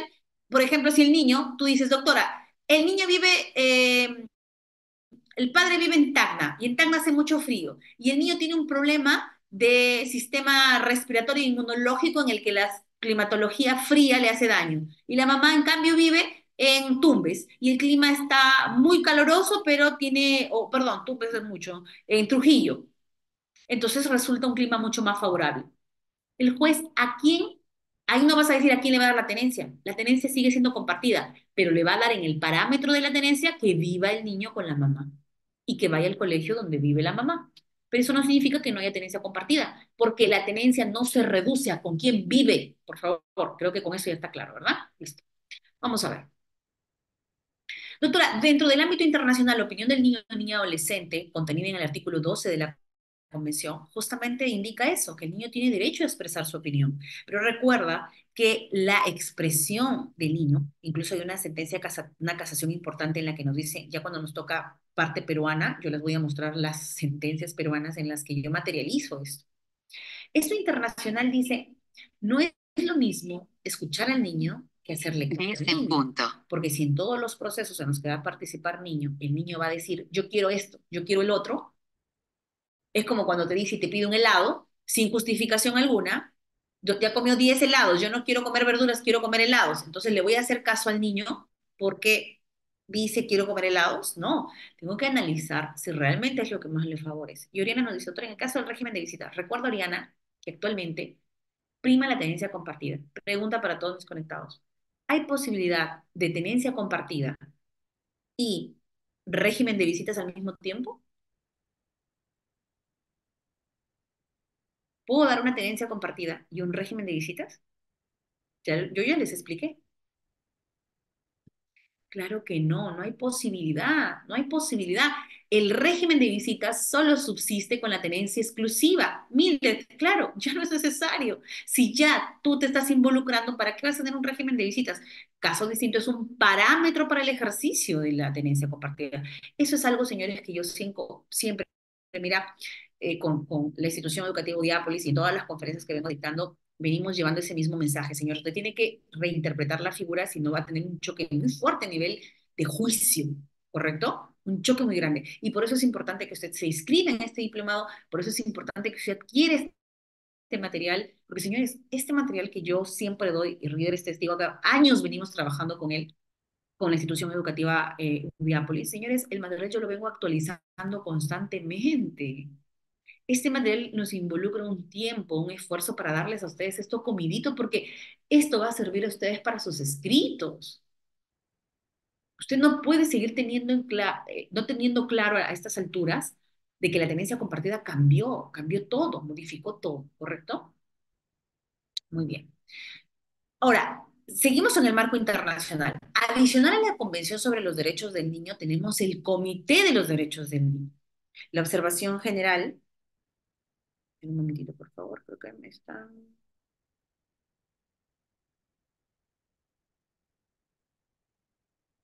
Ya.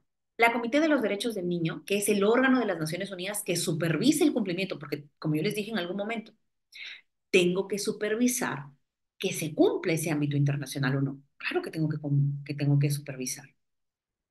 La observación general 14, por ejemplo, sobre los derechos del niño nos dice que a su interés superior sea una consideración primordial que todo niño, niña, adolescente tiene el derecho a la vida familiar, por tanto se debe prevenir la separación familiar y preservar su unidad, al tratarse de elementos cruciales para la protección de toda persona menor de edad. No obstante, también este comité, miren, es consciente de que hay situaciones en que los niños obviamente se van a separar de sus padres por la misma situación.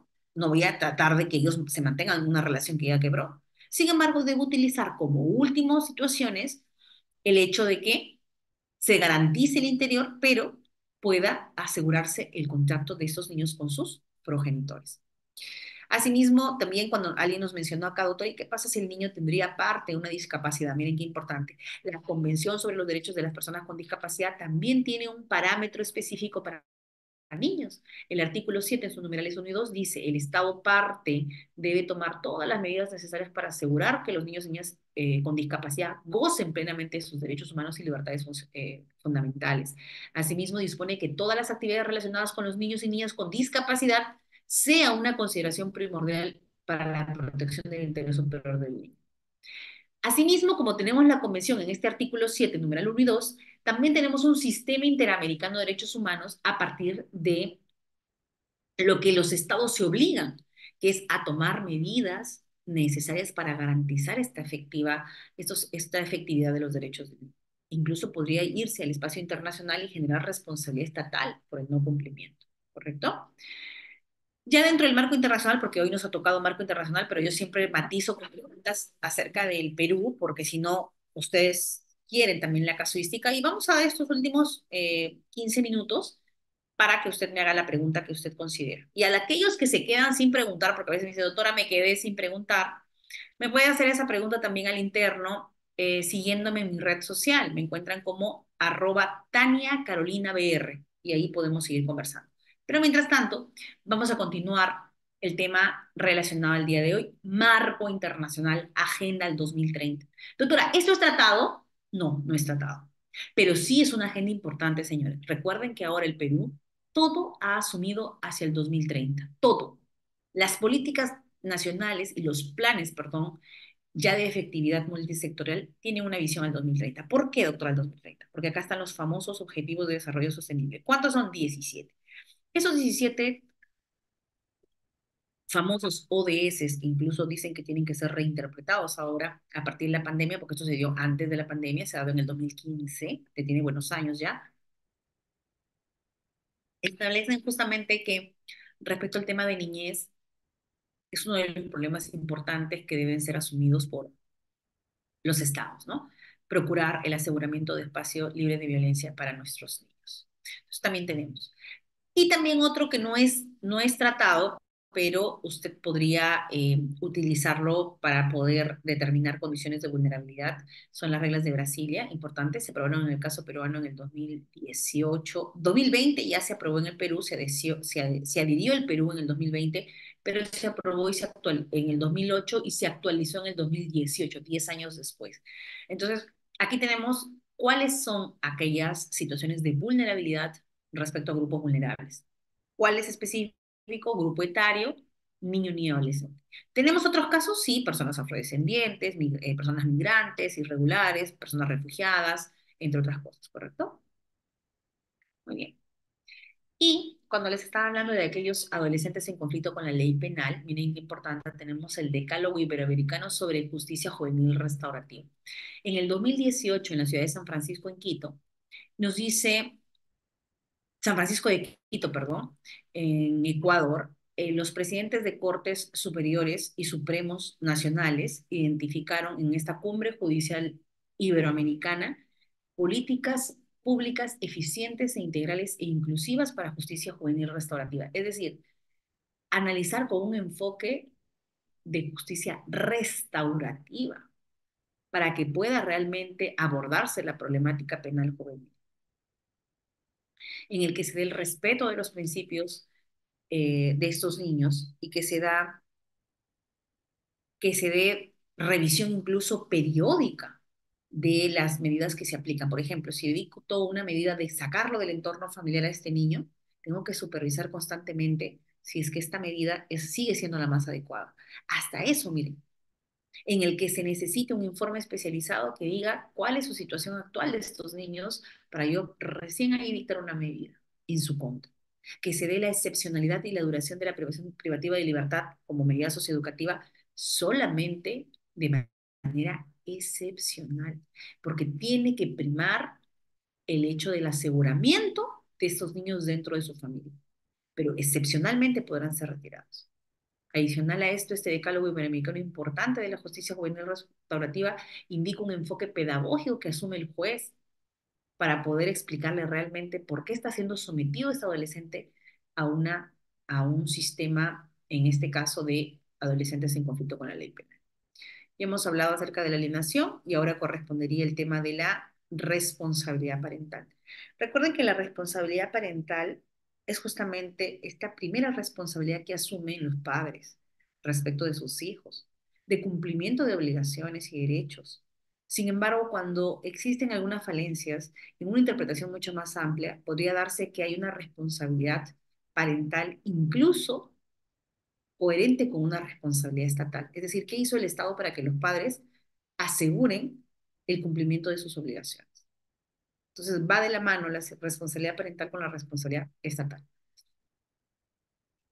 Y cuando inicié la clase, recuerdan que les dije que la Defensoría del Pueblo había sacado un dictamen ya sobre este proyecto de ley que propone juzgar a adolescentes como adultos, esos adolescentes de 16 años a más, en los que dice hay que retirarle la inimputabilidad. Miren esta propuesta fuerte realmente que hice.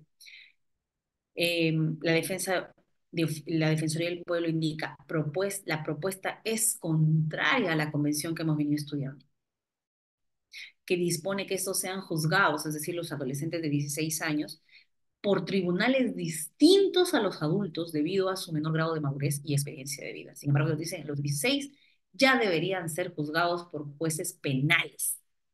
Señores, sin embargo, todavía no se ha aplicado esta reforma respecto a este sistema acusatorio a los que deben ser sometidos los adolescentes. Por eso dice, la Defensoría del Pueblo saluda el interés del Congreso por enfrentar el fenómeno de la inseguridad ciudadana. Sin embargo, considera que es el propio Estado, a través de las autoridades que dice que a través, que durante los años no han tomado medidas concretas sobre este grupo vulnerable, que es la niñez, y ha generado que ellos sean víctimas de una falta de un sistema efectivo de protección y en algunos casos han terminado siendo victimarios, o sea, ellos ejerciendo hechos de violencia. ¿Pero por qué? Porque este niño, si tú analizas su entorno social, este adolescente que es adolescente en conflicto de la ley, con la ley penal, ¿quién es?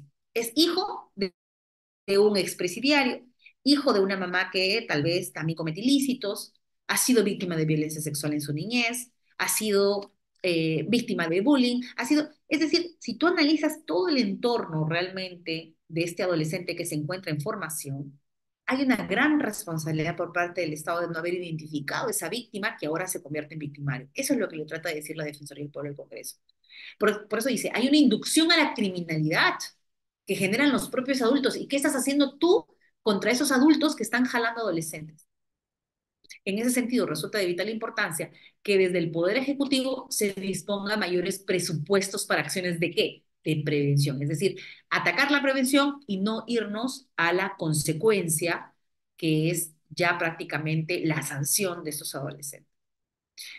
Incluso dice, ¿no? Ahora bien, a propósito de la aprobación por parte de la Comisión de Justicia y Derechos Humanos del Congreso del proyecto 618, que es el que se está analizando, que propone el juzgamiento para ciertos delitos a los adolescentes de 16 años a más, la Defensoría del Pueblo ha expresado su preocupación en tanto dicha propuesta colisiona directamente contra qué? Lo que hemos venido estudiando, la convención, ¿correcto? Así que señala que todos los adolescentes menores de 18 años, sin excepción, deberán ser sometidos a juzgados que sean distintos a juzgados como personas adultas. Y aquí justamente hablan de este tema importante, si usted quiere hacer una investigación sobre la neurociencia. Dice que la culpabilidad disminuida de los adolescentes es avalada por evidencia científica proveniente tanto de la psicología evolutiva como de la neurociencia, como ha señalado el Comité sobre los Derechos del Niño. ¿Quién era el comité en este caso? El que evalúa la supervisión de la convención en los países, correcto. Aquí era la ley del matrimonio que les había dado, y este ya es el Plan Nacional que les había comentado, Plan Nacional de Adolescentes en Riesgo y en Conflicto con la Ley Penal al 2030. ¿Cuándo se ha dado? 2023. Ahorita nomás con el Decreto Supremo 003-2023.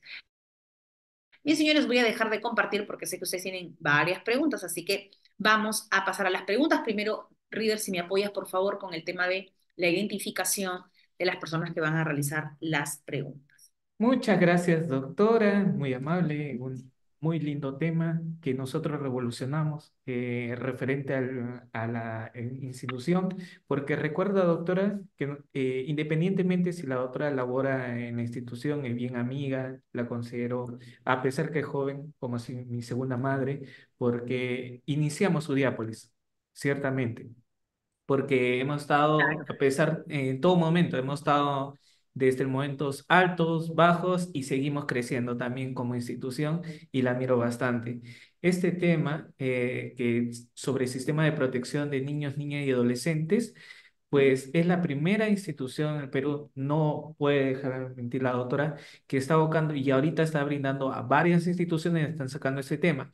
Nosotros queremos ser pioneros en sí, en las capacitaciones, pero también dejar algo para las demás instituciones puedan seguir esa misma senda. Así que, estimados colegas, si aún no te has escrito este diplomado, hazlo ya, porque son netamente especialistas.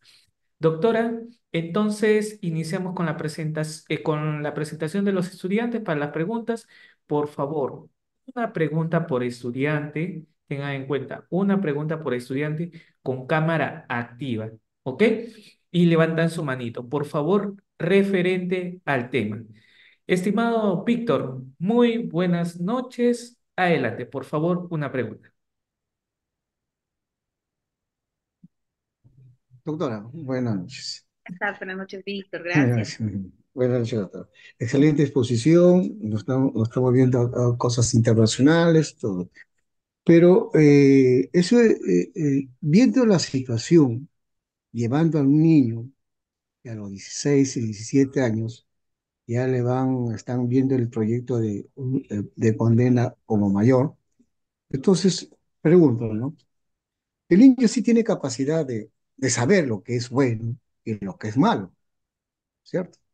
Aparte que está involucrado en un hogar que hay violencia familiar, delincuencia familiar y todo, ¿no es cierto? Pero el niño sí sabe lo que hace, porque a utilizar, a ver, un arma o algo, salen en los TikToks señalando la arma, señalando eso. Yo sé que hay que hacer una reeducación a ese niño para que no haga esa violencia, pero ¿de dónde? De la casa, de los, de los, de los padres. Y de los padres, ¿quién interpreta ahí? Los psicólogos, las personas que tienen que ver. Y la violencia de tocamientos indebidos que hace un niño con un niño, también es también la familia. Porque la familia también hace unas cosas incoherentes. Están en el colegito, se dan besitos los bebitos, no, que brinde se ríe. Claro, Entonces, en todo caso lo que promueves, Víctor, para centrar la pregunta, es el hecho de que no debemos normalizar algunas actuaciones, como por ejemplo, yo les indico, ¿no? En los centros educativos no podemos normalizar el de beso en los profesores a nuestras niñas o entre ellos, o sexualizar a nuestros hijos, o utilizar una ropa escotada dentro del centro educativo. Para las adolescentes también es hipersexualizar algunas conductas y normalizarlas. Eso no puede darse porque eso también es parte de la protección a nuestros niños. Ahora, claro, lo que nos indica Víctor, doctora, el hecho de tener 16 años, tú ya sabes qué es lo bueno y qué es lo malo. Claro, recuerda que la neurociencia, justamente que va de la mano con la psicología especializada, dice que hay una cierta capacidad de reducción. No te está hablando que hay una, si no, ¿para qué le aseguramos la participación en audiencia si no sabe nada, si es una persona que no tiene conocimiento de nada? No, sino que estamos hablando de que son personas vulnerables que son propensas a ser parte de este sistema y que el hecho de jalarlos a ser parte del sistema es lo que se debe priorizar, prevenir que sean sujetados a ello, ¿correcto? Bien, ¿alguna otra pregunta? Muchas gracias, doctora. Por favor, ser puntuales a la pregunta. Si tienen alguna pregunta adicional, levantan su manito con cámara activa y si no, estimados colegas, damos por culminado. Lamentablemente no han aprovechado algunos a realizar sus preguntas. Tenemos a Agnes. Sí, Agnes, dispénsame si quizás tu nombre no lo puedo pronunciar bien. Si te puedes presentar sería magnífico. Gracias. Adelante. Buenas noches, doctora Tania, y la felicito una vez más, excelente ponencia. La verdad que sí, creo que todos los que estamos acá, con usted, eh, la admiramos mucho. Y Muchas bueno, gracias. doctora, mi pregunta es directa, ¿no? En tema de tenencia, eh, ¿puede una sentencia eh, em, resolver en que, compartida, en que solamente y exclusivamente las fechas de vacaciones, por decir, las vacaciones de enero, Escolares. febrero, ¿no? Escolar y las vacaciones de medio año estén con la madre, ya que la tenencia se la otorgaron al padre? ¿Eso puede quedar en sentencia otorgada por la magistrada o es un tema que se va a dar en conciliación y solamente se puede dar en conciliación? Esa es mi pregunta, doctora.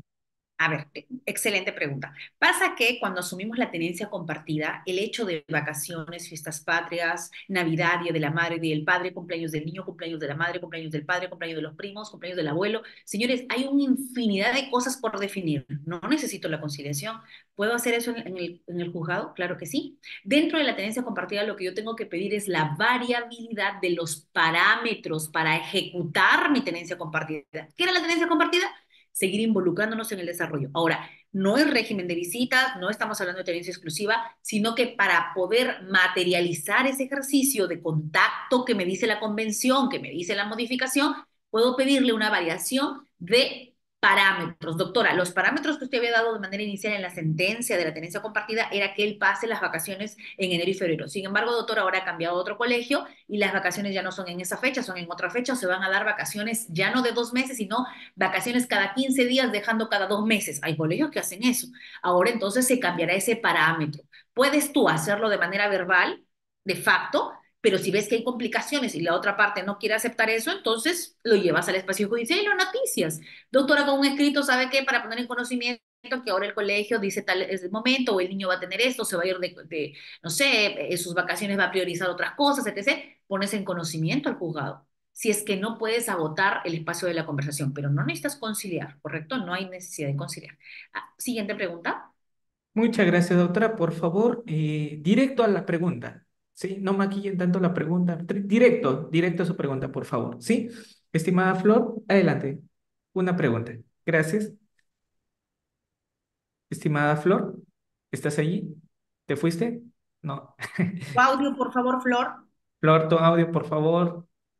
Uy, Flor, te estoy dando pase. Ah, Ah, ya, ahí disculpe. está, bienvenida. Ya iba a contar la regresiva y te iba a Sí, no pagar me la... había dado No, cuenta de mi mentira. audio. Adelante, por favor. Doctora, felicitaciones, una excelente ponencia, ¿ya? La verdad es que tengo dos inquietudes, una por tenencia y otra por la infracción. Estimada Flor, una pregunta, Sí, por favor. Sí, una pregunta. ya, me voy a enfocar a algo más importante para mí. Doctora, ¿qué se hace cuando el padre no visita, no cumple con esa obligación de visitar a los hijos, ¿no? Se le puede exigir que él Correcto. venga, Te capté la pregunta cumpla. para darte la respuesta en una. Mira, porque como estamos con el tiempo, se puede exigir el que cumpla con el régimen de visitas que ya ha sido dado en una sentencia anterior, o se puede exigir la obligación de esto que usted dice, doctora, Convención sobre el Derecho del Niño, del acercamiento. Es decir, yo le permito, yo nunca le he dicho que no venga, pero él no quiere venir, doctora. Es más, yo en audiencia cuando les digo, oiga, señor, pero usted no está limitado en ver a su hijo. No, pero doctora, yo quiero evitar problemas, mejor no voy a visitarlo. Ah, qué bonito. Doctora, ¿cómo le puedo obligar a que él venga a ver y tenga afecto por su hijo? ¿Se puede obligar? ¿Qué artículo hay? Es ese? Porque yo puedo obligar a que la madre no me obstruya, algo que ya se sentó en una sentencia. Es decir, la madre, yo puedo, o el padre, que no pueda hacerlo. Y por ahí Eric me dice, doctora, es moral. ¿Sabes cuál es la respuesta estimada? Y yo sí lo haría, y ya ahí dejaría de ser el tema moral. ¿Cómo le puedo obligar? ¿Sabes cómo? Sí hay una salida, siempre hay una salida para los abogados. Yo no le puedo tener tipo penal o tipo civil específico en el código. Pero señores, hay una nueva herramienta que yo vengo profesando todo este tiempo, que es violencia psicológica. Podría ser, analízalo. A ver, yo le digo a mi hijo, yo soy la mala de la película, y yo le digo, hijo, no te preocupes, yo trabajo en mis conferencias, pero voy a salir hoy día a las 8 de la noche y me voy a ir directito a verte porque es tu cumpleaños. Ah, mi hijo me espera. Yo ya estoy separada de mi esposo y él tiene él cuida, él está pernoctando conmigo, está al cuidado directo, correcto. Y yo no voy. Bueno, no pude porque se amplió la clase. Siguiente oportunidad, mamá, a la siguiente semana vas a venir a ver. Ya, hoy sí voy, hijo, hoy sí voy. Así lo tengo paseando. Después lo bloqueo, no le contesto y así le tengo, lo tengo. Entonces la mamá, la papá o la mamá, el progenitor ya está cansado, ya no confía en él. El hijo está desgastado. Mi mamá no me quiere, mi mamá nunca me viene a ver.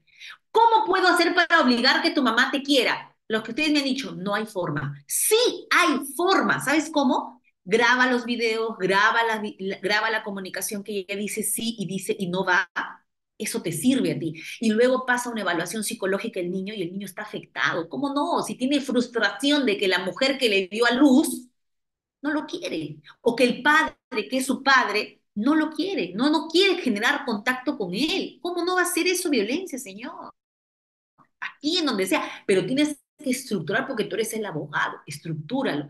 Tal vez la profesora, la tutora, el compañero, alguien más sabe de estos cambios depresivos que el niño incluso ha querido suicidarse, ha querido cortarse. Señores, eso pasa en los adolescentes, ustedes tienen que ver eso. Entonces podría claramente y mínimamente ahí podría exigirle al padre, no que lo vaya a ver, pero le exijo la terapia y dentro del cumplimiento de la terapia es terapia con el niño. Así que tienes que encontrarle el mecanismo. Si tú eres abogada, pídele. E incluso Elba dice, doctora, luego hasta puedes pedir la variación de la tenencia, puedes ir hasta por la suspensión de la patria potestad, hasta la exclusión. Mira, el camino es largo. Tú y tu habilidad dentro de este enfoque de derechos que ahora tienes, asegura que tu hijo se desarrolle en un espacio libre de violencia. Y no se desarrolla en un espacio libre de violencia porque tiene un padre o una madre que anda prometiendo lo que le va a ver y nunca va a ver. Muy bien. Siguiente pregunta.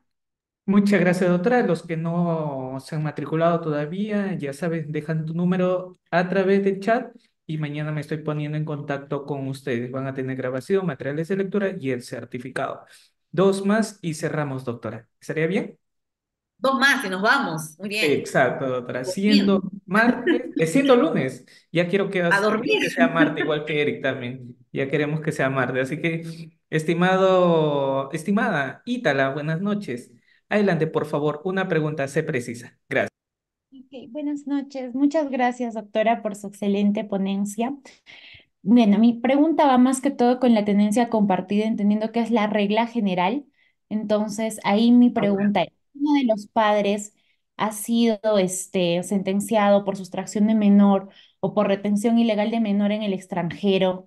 ¿La tenencia compartida sigue siendo la regla o no? Espacio probatorio, tú eres abogada, depende de lo que van a, mira, recuerda primero que las sentencias en el extranjero tienen que tener algún tipo de reconocimiento, vamos a ver si es que ha sido una falsa denuncia, todo el espacio probatorio, no hay premisa exacta. Doctora, si él tiene una sentencia sobre tocamiento indebido, ¿podrá privarle el contacto con la niña? ¿Tendrá que ser excepcional?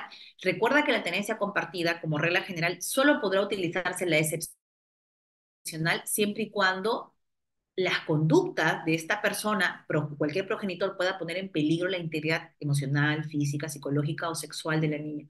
Podría darse. Pero la juez para eso tiene que generar evaluación, por eso es espacio probatorio, no es premisa y respuesta, sino la inteligencia artificial acá nos supera a todos y pones la premisa y pones la respuesta, no. Por eso hay espacio probatorio. Tú, si quieres y estás consciente de que él ha realizado alguna actuación de violencia sexual o algo contra otra niña, claro que puede poner en peligro, puede, no necesariamente, entonces en tu espacio probatorio dirás, doctora, es más, la niña en algún momento señaló que tenía miedo a su papá por situaciones que ha visto, por otra cosa. Tú tienes que hurgar en el tema. Recuerda que acá va a haber evaluación psicológica, va a haber entrevista con niño y adolescente, va a haber entrevista con los padres. Entonces, todo eso es importante, ¿correcto? No hay premisa, listo, sobre eso es suficiente. No, sino para que juez, para que haya abogado, vamos a tratar de evaluar el tema, pero tengo una teoría del caso importante, una estrategia importante es sobre todo sentarte en el niño, ¿correcto? Bien, señores, ya estamos a punto de la última pregunta. Entonces, antes de la última pregunta, tengo que lanzar mi cherry, pues, River.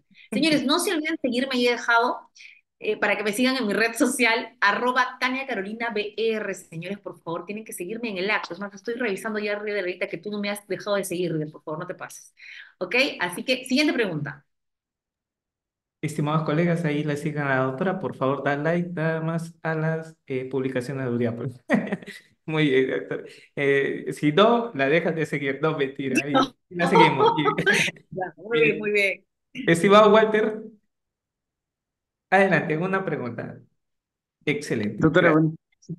doctora, buenas noches. Hola, Doctora, Walter.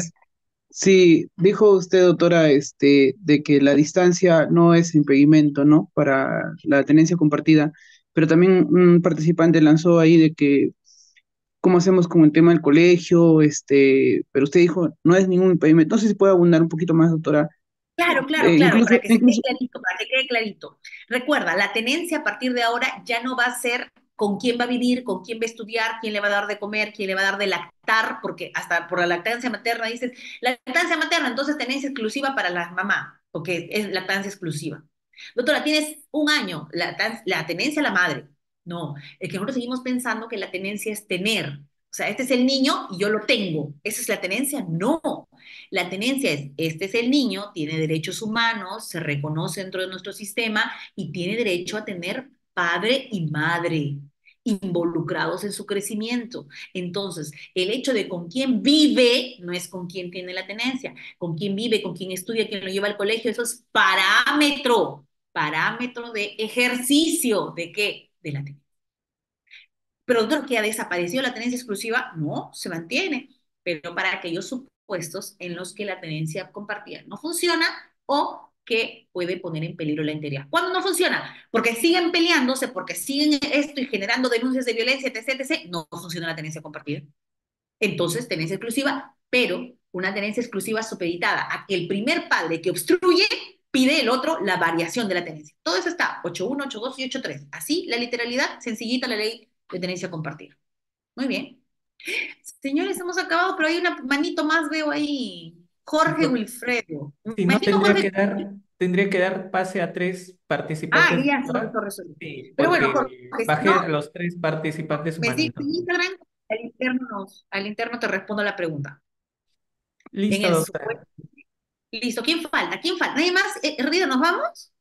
Doctora, depende de usted porque No, teníamos ya a nos tres vamos, nos vamos, hay que participantes. descansar. Señores, tengan piedad de estas ojeras, miren, no hay forma, ya me puse todos los correctores, filtros solares y ya no hay forma. Hay que descansar. Pero todos los que me sigan, los que están con la manito levantada, aquí está mi gran amiga Angélica Leaga, ¿cómo estás? Tú siempre conectada. Gracias, Angélica, por seguirme. A Jorge Wilfredo también. Así que por red me escriben ahorita entre que me... Ah, Denilson también. Mira, estas tres personas que están con la manito levantada, les voy a seguir, les voy a resolver la pregunta. Entre que ya me saco el maquillaje, bueno, realmente nomás lo poco que pude hacer antes de conectarme. Señores, muchísimas gracias por seguirme, pero nos vemos en una sesión más. Tenemos una más, ¿verdad, Reader?